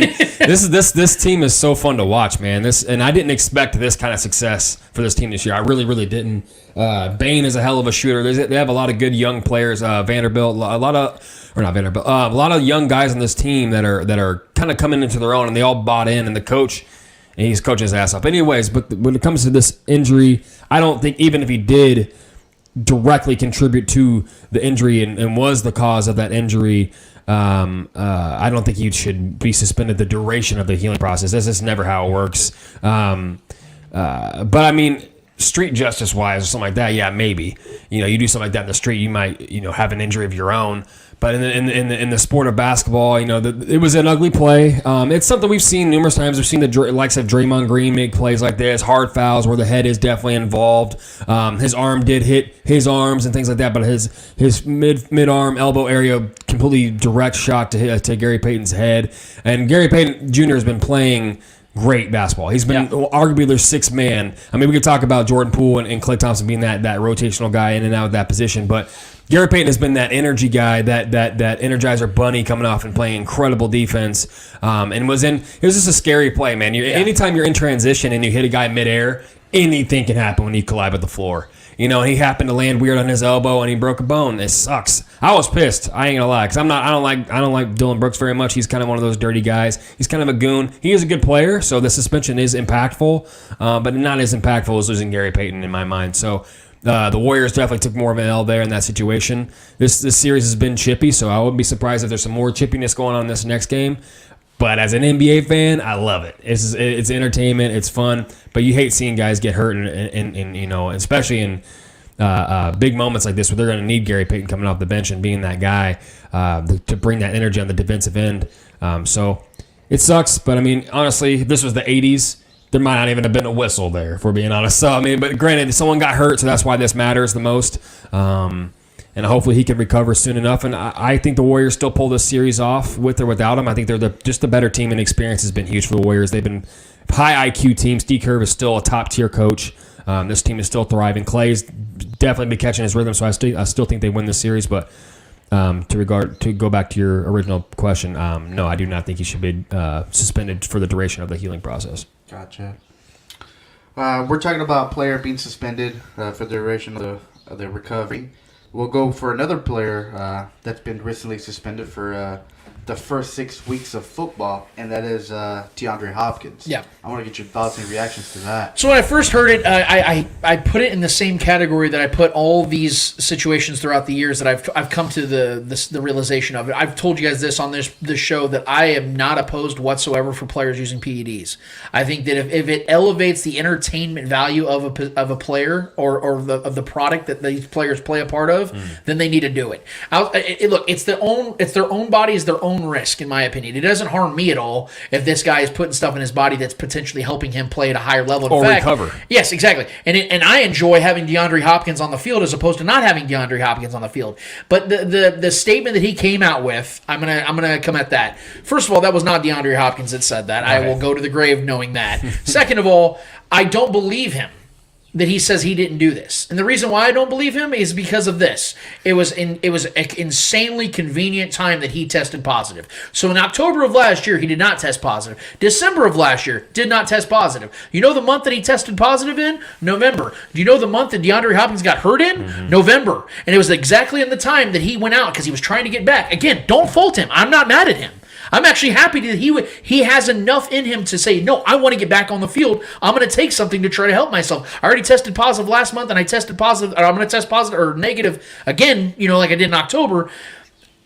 I think he got caught. I just think he simply got caught trying to do what he wanted to do and get back on the field. Face. Yes, yeah. And to make it look like, well, I didn't know. Well, you can claim that, and it still doesn't change anything, but it makes you look better from the optics. Yeah, there is plausible deniability if someone gave him something he didn't know, and that is a possibility. PEDs that may have happened. PEDs are weird. I'm saying the reason I don't believe that he didn't know what he was taking and didn't knowingly take it is the timing. Is that he tested positive the month that he got hurt, and so for that he's gonna have to serve the suspension. But you guys know where I stand on this. I'm very liberal when it comes to this. That I think that if it helps the entertainment value and you want your stars on the field, you should let them take what they want to take, unless it's something that is just glaringly giving them an advantage. But even in that, other players, if they see that glaring advantage, they should think about taking it themselves, because this is a dog-eat-dog world. People get cut, traded, all these other things all the time. It's a business. You should do what it takes to help you get better and make you better or recover better, like Trevor said himself. Andy Pettit, the Yankee legend himself, said it. He goes, the reason I took PEDs is because I was trying to get back on the field and recover in time to be the best pitcher I could be for my team. And I believe him because he put in the work. His body was just breaking down as he got into his 30s, and he wanted to continue to elevate his career and his chances of helping his team win.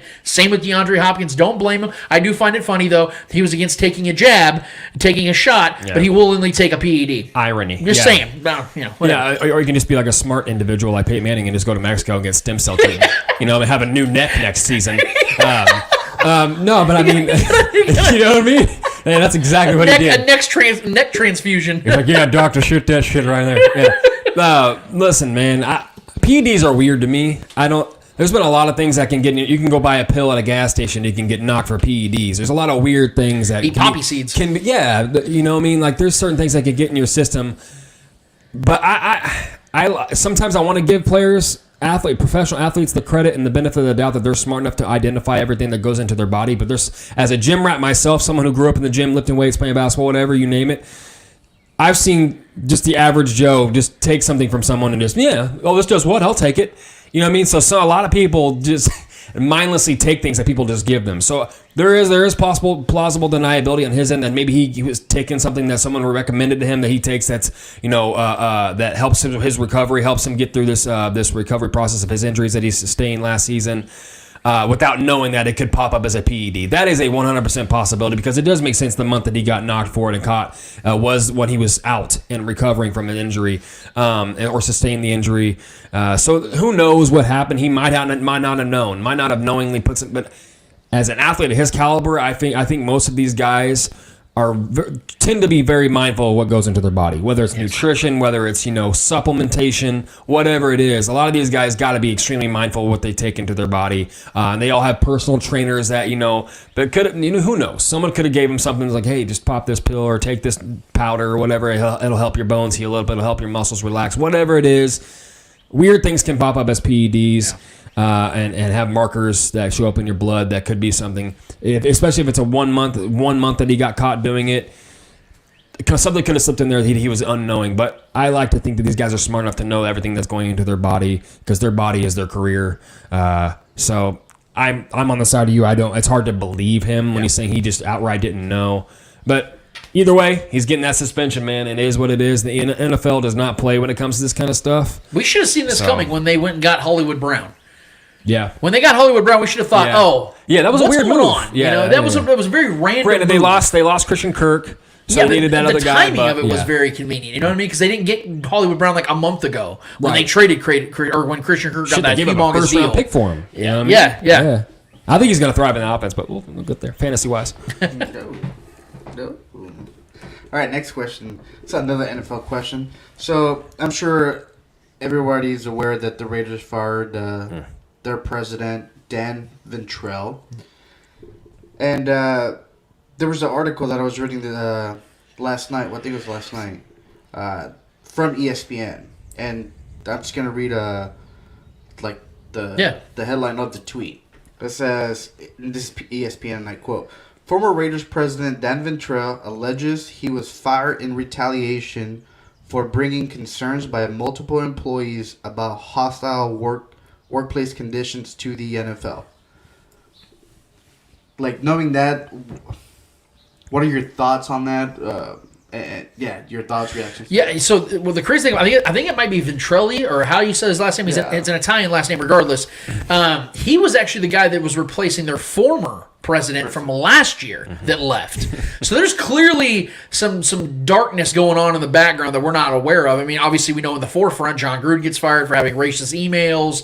They have all this turnover at head coach, players, having guns on IG Live, and guys driving 140 miles in residential areas, killing people. Just craziness. So when there's smoke, there's definitely fire, and I think this all starts at the top. I think that they have real issues from the top. I think that the family that owns them, the Davis family, has had issues ever since the father died, ever since the man died, Mr. Al.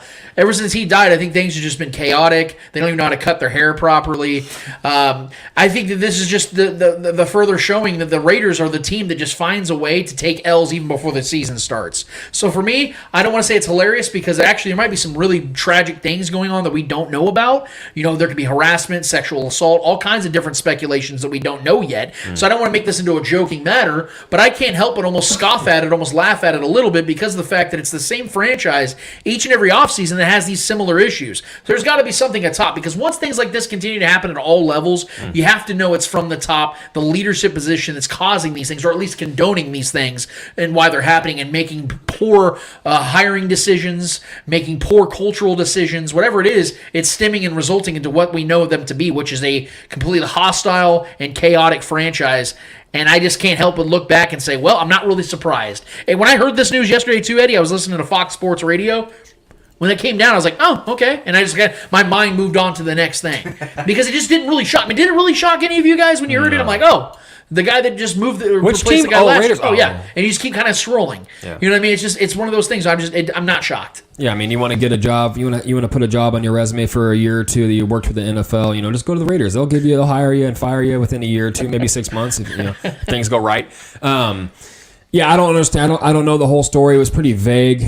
He possibly being scapegoated since he was only there for a year and he was replacing the guy the year previous. Hostile work environment, that can mean so many different things. According to who? Who is that affecting? Is that the players that are having a hostile? Who knows what's really going on? Is there front office issues? Is there a feud, going on between the actual front office people, or is it players? Is it a locker room issue? What is going on? We don't really know. All I know is it's the Raiders and it's their demise with certain things, so I'm okay with that. No, I'm just kidding. I on a personal level, if this was my team, this would be not news that I'd want to see.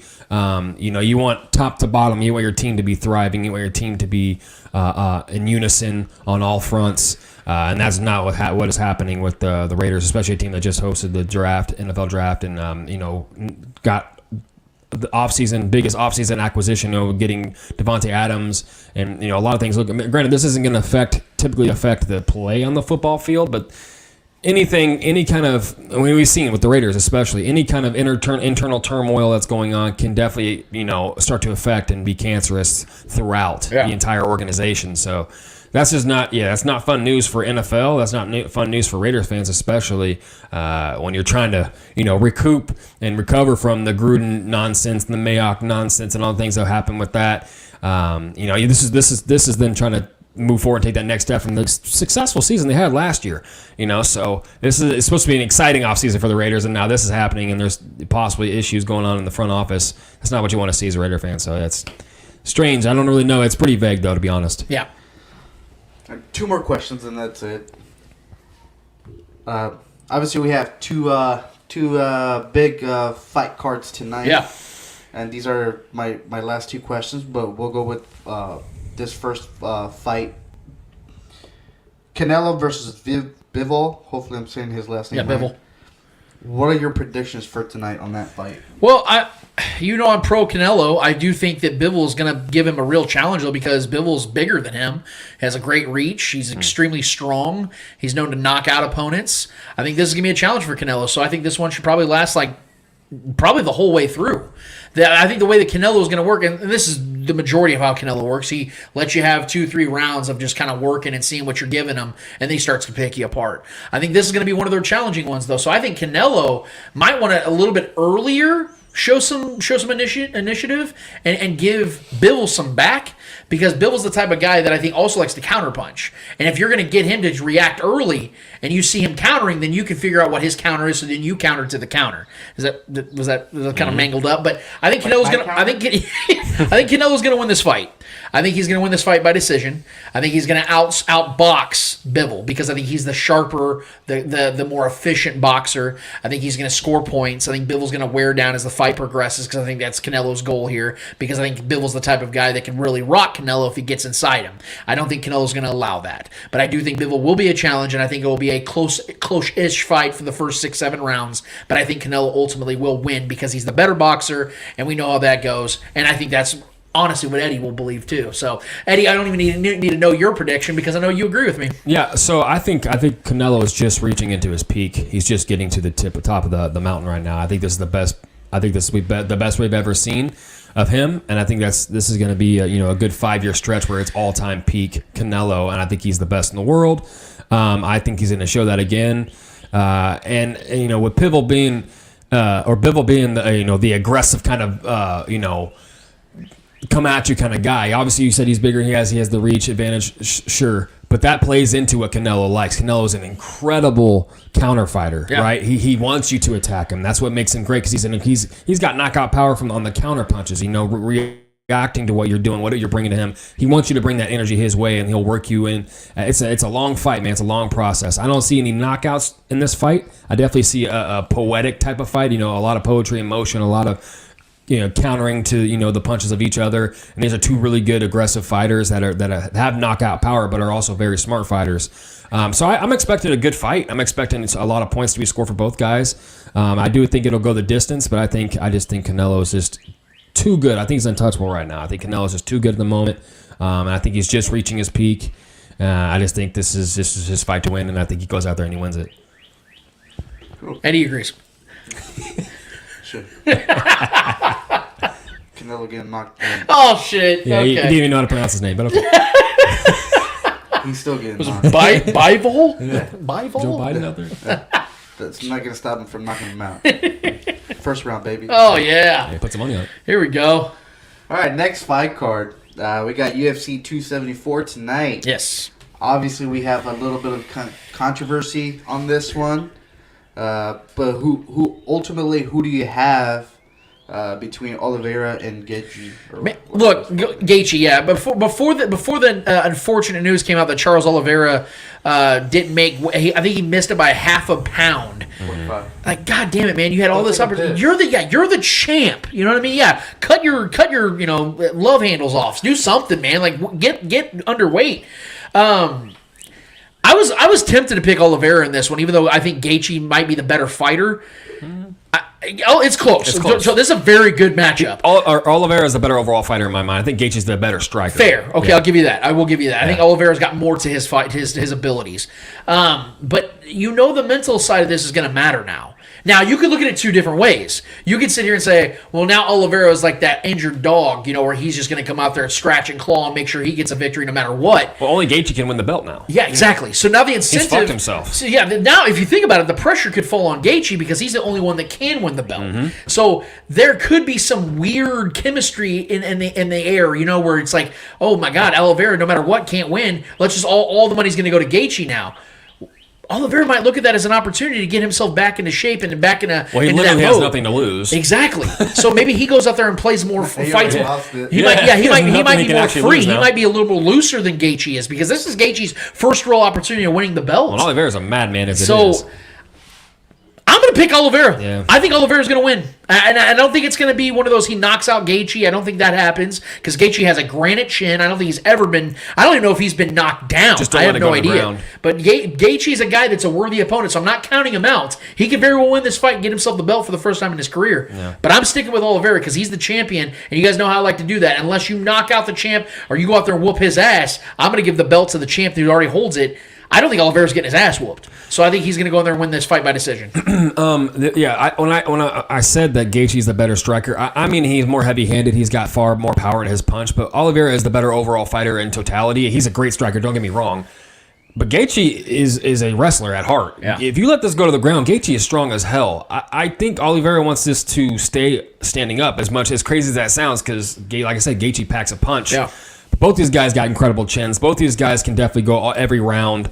I'm going Gaethje in this fight. I think Gaethje tries to get him to the ground. I think Gaethje tries to use his strength to overpower him and wear him out, because Oliveira can go all night. The guy's an endurance. Can you imagine Oliveira taking 2 L's in one 24-hour span? He I loses his belt and loses the fight. My mind wants me to go Oliveira because I think he is the better overall fighter, and I think he's working on a legacy right now. That he's working on a great resume. He's done. Yeah, I mean, it is what it is. You're right. But I think my heart's kind of feeling Gaethje here. I think he's still in my mind the underdog, no matter what happened with the weigh-ins, whatever the belt situation is, who can win it, who can't. Straight up fighting, I think my heart wants to go with Gaethje here. I think Gaethje he's kind of been underwhelming his last couple fights. He hasn't been is what we wanted to him. Because when he came on, he burst onto the scene. Gaethje was incredible, dude. So I think this is a fight that Gaethje really needs to kind of re-spark, not only for his personal gain, his personal motivation to take that next step in his career, but just for fan recognition and making a name for himself once again. He's kind of fallen off a little bit. I think this is a great moment for him, and this would be a massive win if he wins this. Not only would he get a belt, he'd have bragging rights to beating one of the better fighters in today's octagon. So I think this is a big fight for both these guys, obviously. But I think I'm going Gaethje here, man. I think Gaethje gets him one way or another. I don't think he goes the distance. I think he gets him. Wow. I think he either submits him or he knocks him out TKO. That'd be Oliveira's first. That'd be the first time Oliveira's ever been knocked out or submitted. Or submitted. Woo! So I think this is a big fight, man. I think something happens in this fight where we go, oh shit, and it can go different. It can definitely go either way. Gaethje's not a guy that's going to go get knocked out, so I just don't see that happening. Oliveira is an incredible fighter, and he's good on the ground as well, but I think this goes to the ground. I'm giving the advantage to Gaethje. I think he's that much stronger. So, and then these are just 2 prelims that I'm really looking forward to. This whole card's good, man. Yeah. So we got Tony Ferguson versus Michael Chandler. That's yes. Gonna be great fight. I want to get your thoughts on that. I think Tony Ferguson has the upper hand here, man. I know that sounds crazy, but I think he actually wins tonight. I'm gonna pick Tony Ferguson. I'm actually looking forward to I don't know if I want to jump ahead, but Rose. Oh yeah, man. Rose, baby, she's back. I want to see 11 from Stranger Things whoop some ass. She is great. Yeah, I mean, the Rose fight is definitely one.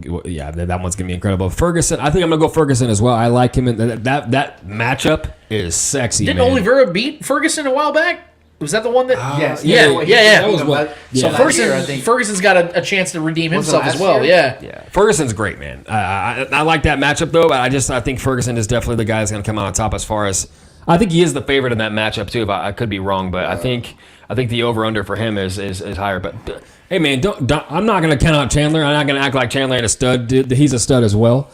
But this is definitely an equal matchup in my mind. But I think he's got a rebound here. This is a good chance for him to rebound and get back on the horse here, get back on the saddle. So I think. Yeah, I'm going to go Ferguson. I like him in that matchup for sure. Yeah, and obviously you guys mentioned Rose Namajunas versus Carlos Parza. Bro, I think Rose is knocking her out, bro. I think it's a leg kick or something crazy like that because that's what she does, man. She puts every single fight she puts on a show. Even the fights she's lost, it's like the fight of the night. I wouldn't be shocked if this is the fight of the night. Because Rose is she's revolutionary, man. I love watching her fight. She's a baseball players, they have the 5-tool player. She's a 5-tool fighter. She's what everyone thought Ronda Rousey was. Exactly. She is what everyone thought she was. Her and Amanda Nunes are the greatest women fighters I've ever seen. She's got her ass beat recently. She's got her ass beat, exactly. Yeah. But Rose, she hasn't lost in, 2 years? She is, man, dude. Ever since she buzzed that head, bro, she went G.I. Jane on everybody, man. I'm telling you. Aerodynamic. Don't slap me, Will Smith. Yeah, it makes her more aerodynamic when she fights. Charles Oliveira beat Michael Chandler and Dustin Poirier last year. That's right. Okay. He beat Chandler. Yes. Okay. Yeah, man. I'm going Rose. It's not even a question. I mean, all kudos to Esparza, man. She's a true contender. Yes. She has worked her way to get here. She's 10-4, I believe. So I think Rose is 12-4. Rose is 12-4. Rose is 12-4, but I think isn't Esparza 19-6. 19-6? She's had that many fights? Her opponent has 19-6. Okay, shit. I didn't realize she had that many fights. Okay, yeah. I mean. It should be a good fight. I just don't think there's anyone that can even. Rose is on a different level right Yeah, now. man, she's on a top tier of her own. Rose So. is was it 5 years younger, 3 inches taller, and she has a 2-inch reach advantage. And she's gooder. So She's gooder than her. She's gooder than her. Yeah. So yeah, I mean, I'm taking Rose. I'm at the point with Rose where it's like my McGregor love. Like who's McGregor? I don't care who he's fighting. I'm picking McGregor. You know what I mean? That's just how it is, dude. Like I'm a fanboy. That's like, true. Yeah. I don't give a fuck who it is, man. I'm picking McGregor. Shut your fucking mouth. Who the fuck is this guy?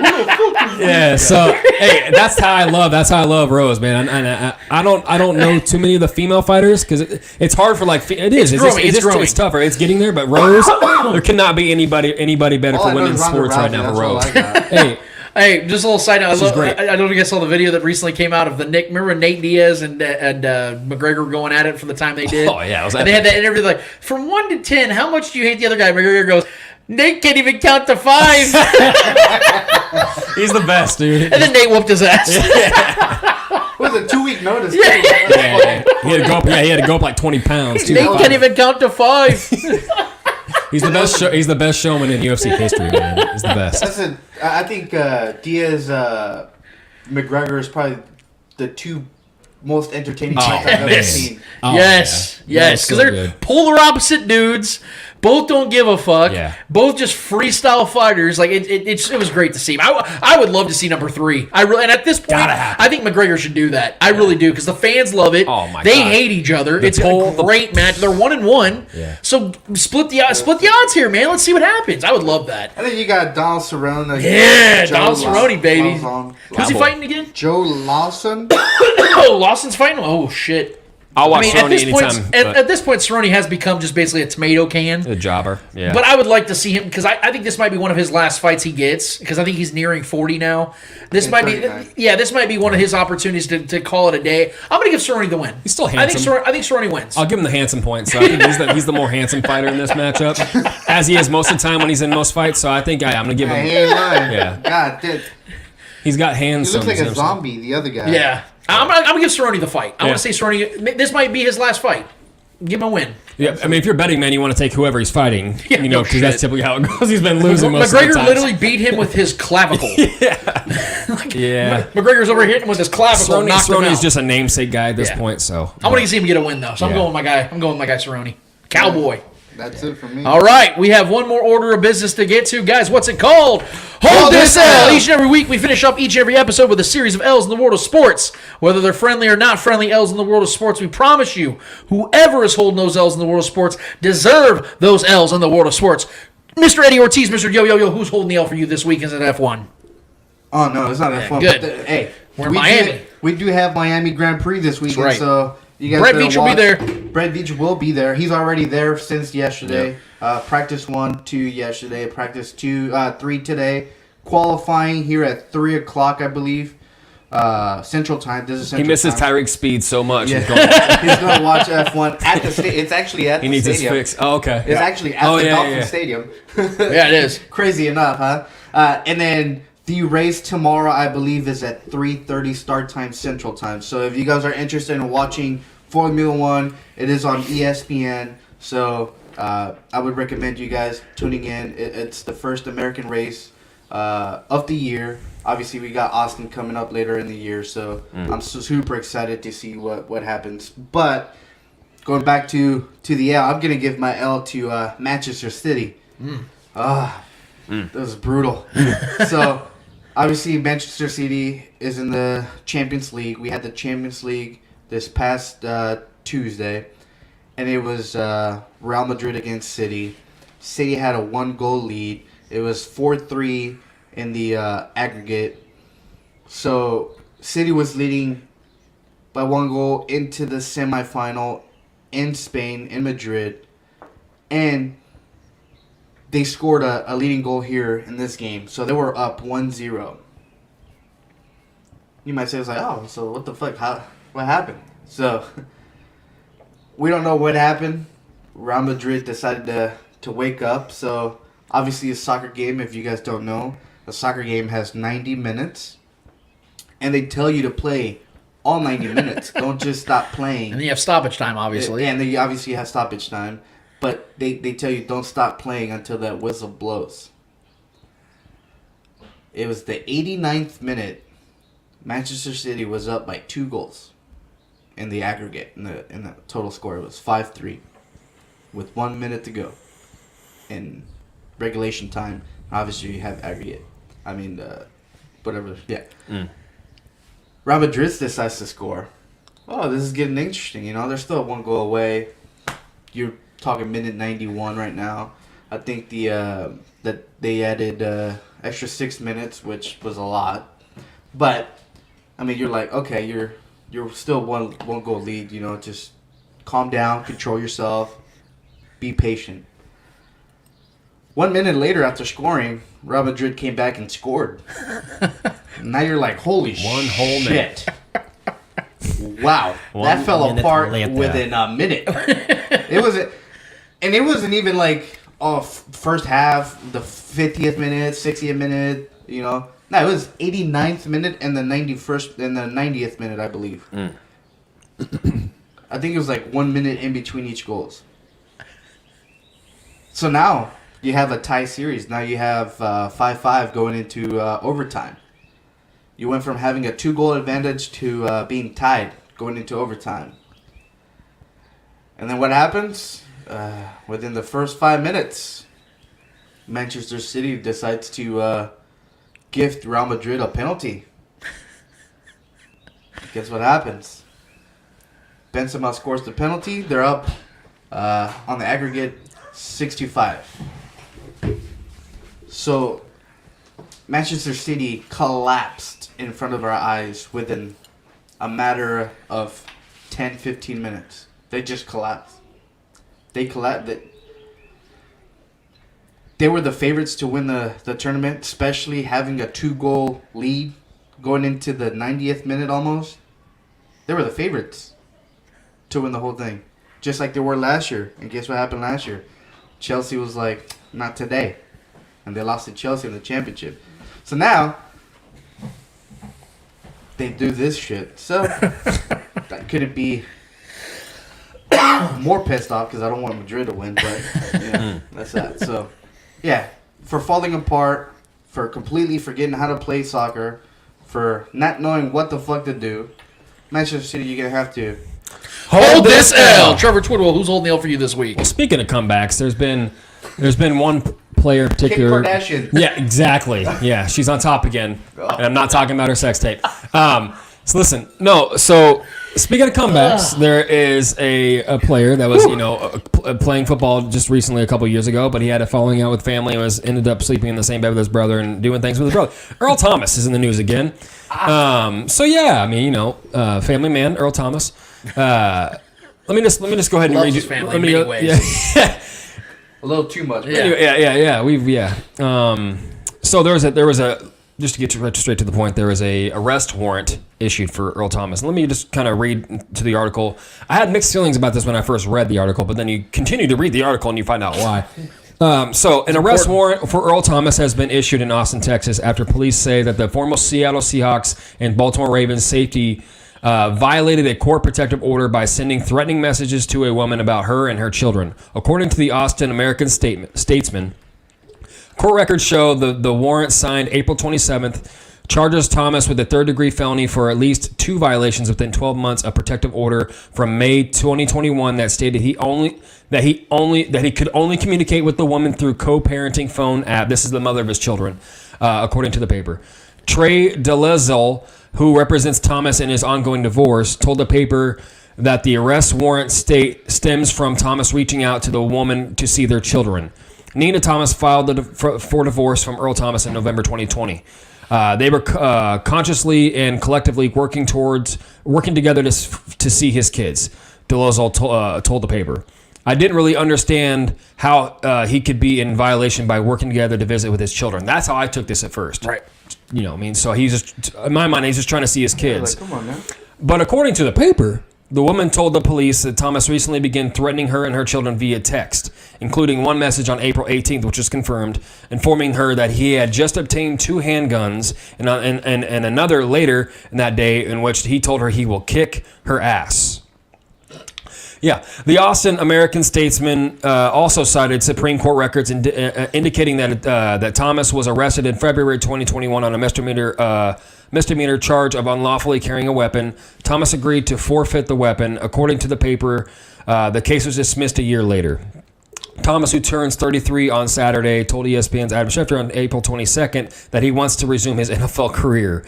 The 7-time Pro Bowler selection and 3-time first-team All-Pro has not played a game since 2019. So we get it. He's been obviously we've been hearing the rumblings about him trying to come back. We even entertained the thought of him joining the Chiefs.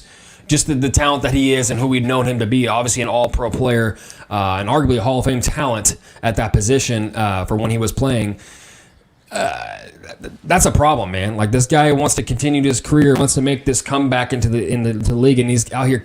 I don't understand. Guys that have made millions of dollars out here driving drunk, out here carrying illegal weapons when you can just go get the gun registered. I don't. It's so. Maybe it's a laziness thing, or maybe it's some kind of rush and just disobeying the law when you kind of have everything. I don't know what it is. But it's just, I read ignorant thing like threatening the mother of your children. We just on play text, no less. Just play it cool, bro. Yeah, you the receipts. You want to play in the league again, and you're out here getting felony charges on you again for threatening the mother of your children when she is the one that is protecting and taking care of the children. How about the well-being of the kids coming first? How about them not finding out the dad's threatening mommy again? That's just his brother must have been out of town. The toxicity there, man, and the ignorance of carrying illegal weapons, threatening the mother of your children, violating basically the restraining order that she has against you. I'm all for a man wanting to see his kids, and I'm all for him wanting to be a father, and there was a way he could have done that, but then the threats started coming in. I don't know all the details. Look, there's always things in between individual people, and that's their business. But when things are confirmed and threats are confirmed, there's text messages to prove that he's talking about buying weapons and threatening to kick her ass. Who knows what could happen if there was an interaction between the two physically. The guy's a nutcase, man, at this point. It sucks. It sucks to say that because I loved Earl Thomas in the NFL. He was so fun to watch. An absolute stud of a player. But this is just a tragic falling out of one of the best safeties we've ever seen play in the last couple of decades. Maybe further. The guy's one of the best talents at that position. So this is a little of a darker of an L here, but I just think that's why we have Trevor. Well, it just goes to show. It just goes to show that sometimes it doesn't matter how bad you want something because he obviously wants to come back to the NFL. He wants to, bring back that job that he worked and earned for his whole life. But he's just going to squander it by just straight up disobeying the law and threatening a woman, not only a woman, but the mother of his children. It's just pathetic, man. That is a pathetic display of what a man is and could be and should be. So for that, Earl Thomas, once again, as we got a shell full of L's you've collected over the years, I'm going to give you another one. So do me a favor and hold this L. Not your brother. I might as well. We didn't talk any baseball today. Oh, we did. And I'm going to change that now. You're not going to get from me. I know a lot of people, so close your ears if you don't want to hear this, but Madison Bumgarner was done wrong this week by, I think, the worst group of officials in all of pro sports right now, which is the major leagues. They're umpires. They're terrible. Angel.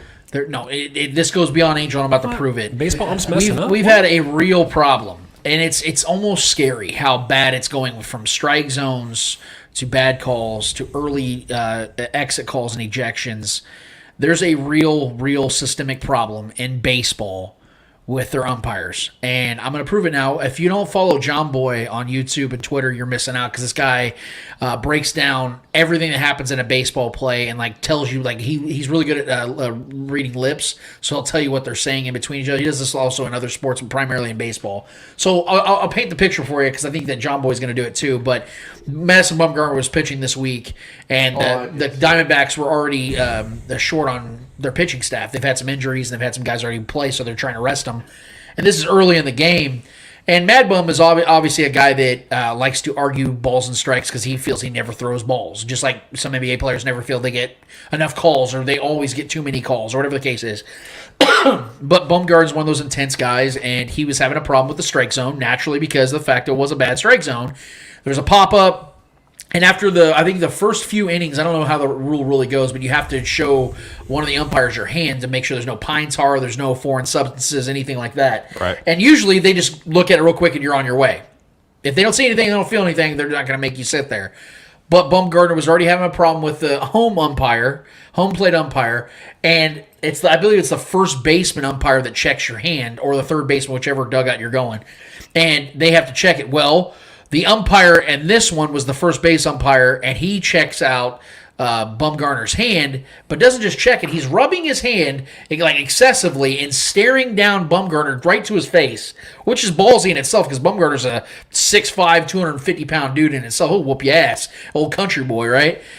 Staring him down until Bumgarner stares back at him. And I want you guys to go find this video. Go follow out John Boy, J-O-M Boy, on Twitter. You can find the full breakdown, but I want to play a little snippet of this so you guys know what the hell happened because it's absolute bullshit. We got Madison Bumgarner pitching against the Marlins in the first inning. Bottom of the first inning, John Birdie's up, and this is how it goes down. The first pitch, ball 1, low. Next pitch, outside, 2-0, fastball down the middle, absolute bomb home run. If I cut fastball or something like that, bad start for Mad Bum, but then he induces a fly out, gets the first out.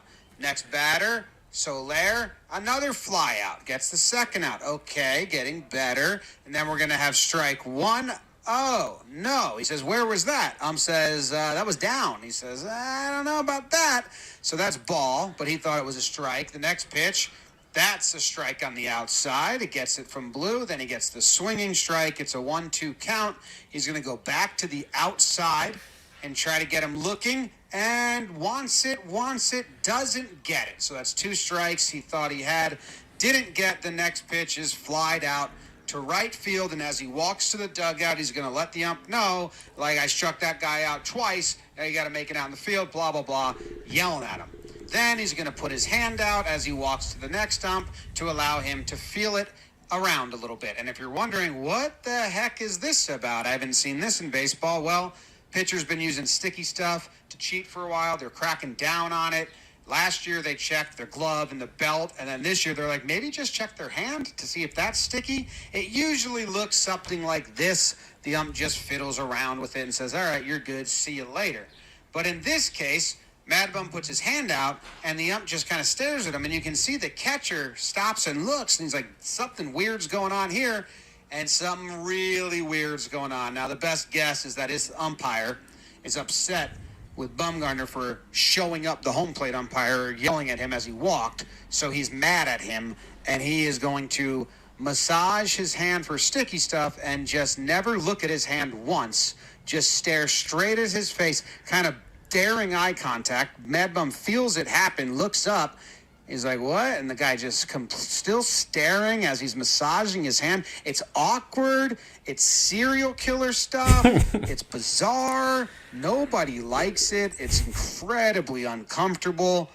And I don't know. It makes my stomach hurt. And I just, gross. And Mad Bum is finally, like, in real time, he looks up. He's like, what are you doing? And he goes, you got something to say? Fuck you. And the ump tosses him. Says, get out of here. The Diamondbacks get ready. Torey Lovello, manager, jumps over the railing. Badass, athletic. He's going to come see what's going on. The ump says, I didn't say a word. I didn't say a word. You're looking at me like I'm going to do something. Fuck I didn't say anything. I'll fuck I didn't say it. You will? You will. I'll fuck you up. You will. I will fuck you up. I promise you that I will fuck you up. And he's going to do the whole, hey, get off me. Hey, I'm still yelling here. Get off me. Get off me. Hey, get off me. You fucking pussy. They try to wrangle him up. They get far enough away. Lovello turns around. Dan, what'd you throw him out for? What are you talking? What? That's not right. What did he do? And Mad Bum's going to come back around and go, fuck you, fuck you, fuck you. I love that guy. Fuck all you pussies, both of you. And then, that's kind of it, man. Then the ump goes back to his way, and he's feeling his own hand in a weird, creepy way. And he's just, now Torey Lovello's like, oh, my God, I gotta go 8 innings of bullpen pitching in this game? This stinks. That's kind of the end of it.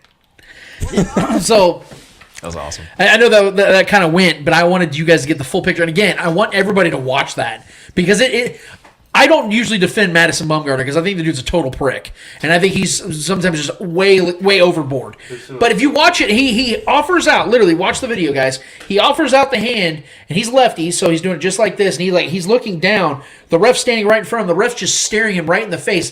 The umpire is kind of a big guy too. He's like eye to eye with Bum, and he's looking at him like waiting for Bumgarner to look at him in the eye, and then looks at him. And Bumgarner's like, "You got something to say? Like, what the hell are you staring at me? You're supposed to look at my hand, not rub it down. What are you, a masseuse? Like, what the hell is happening here? Check it. There's nothing there. Let me walk." Yeah. I'm pissed off. I have the right to be pissed off because your guys' strike zones suck ass every single week. But this umpire wanted to show Bumgarner up, knowing good and well Bumgarner's the type of guy that will reciprocate and bite and take the bait and get himself ejected, saying fuck you to the ump. I get why you toss a guy, but you initiated it. You're the reason why that situation escalated, not because of Bumgarner. Bumgarner was on his way, showed you his hand, wasn't showing you up nothing, even put his head down to not even create any type of conflict or any type of awkwardness between you two. You did that. That's so you never soft. looked at, and so because of that, this asshole umpire got Bumgarner thrown out of a game he had no business being thrown out of, and it's just bullshit. This is just, guys, I'm telling you, this is just one small example of what is going on in that league right now with their umpires. It is out of control. Yes, Angel Hernandez is by far their worst. This motherfucker should have been fired years and years ago, but he does the race card thing every single time when it really has nothing to do with this race. It's just the fact he's a fucking terrible umpire and he's horrible at what he does. It's so bad that the Chicago Cubs have people up there doing the take me off the ball game thing and making fun of him in the process. Look that up on YouTube. This is a real systemic problem. Baseball's got to get better, but in the meantime, y'all do me a solid out there and hold this L. He did apologize. He better fucking apologize. That is class ass horse. That's too much power for an umpire in my mind. Terrible. He initiated the fact problem. that he knows he can do that and get away with it. Like, yeah, he put out a statement. He needs to get suspended. Power tripping, bro. Straight up. Yeah. Blast of a show, man. Great stuff. I hope you guys have enjoyed it. I hope that you guys also want to help us out a little bit and get on our YouTube channel. I know a lot of you guys watch live on YouTube and on Facebook, Twitter probably as well. But hit that subscribe button, man. We're growing the brand here and there. Like I said, we're going to be getting merch out soon. We got some logo designs coming out. We got some really good ideas coming out that I hope you guys want to be a part of. But we definitely want to give a shout out to Chief Concern Podcast, Marcus Dash, Eric Warfield, and of course the great Jason Dunn. They have an incredible show over there. I hope you guys are following their work as well. They do incredible work. They have a lot of great opinions. And they have it's just fun. It's really fun to watch. It's really fun to listen to. And I hope you guys go over there to their channel and check it out. But in the meantime, for Trevor Twidwell, for Mr. Yo-Yo Eddie Ortiz, for Mr. Marcus Dash from the Chief Concerns, and of course, the great Clay Wendler that puts all this stuff together for us in the backdrop. I am Lance Twidwell. Episode 166 of the Spoken Podcast is done, finished, and finito. And until we're here for next week for 167, we out of this bitch. Later.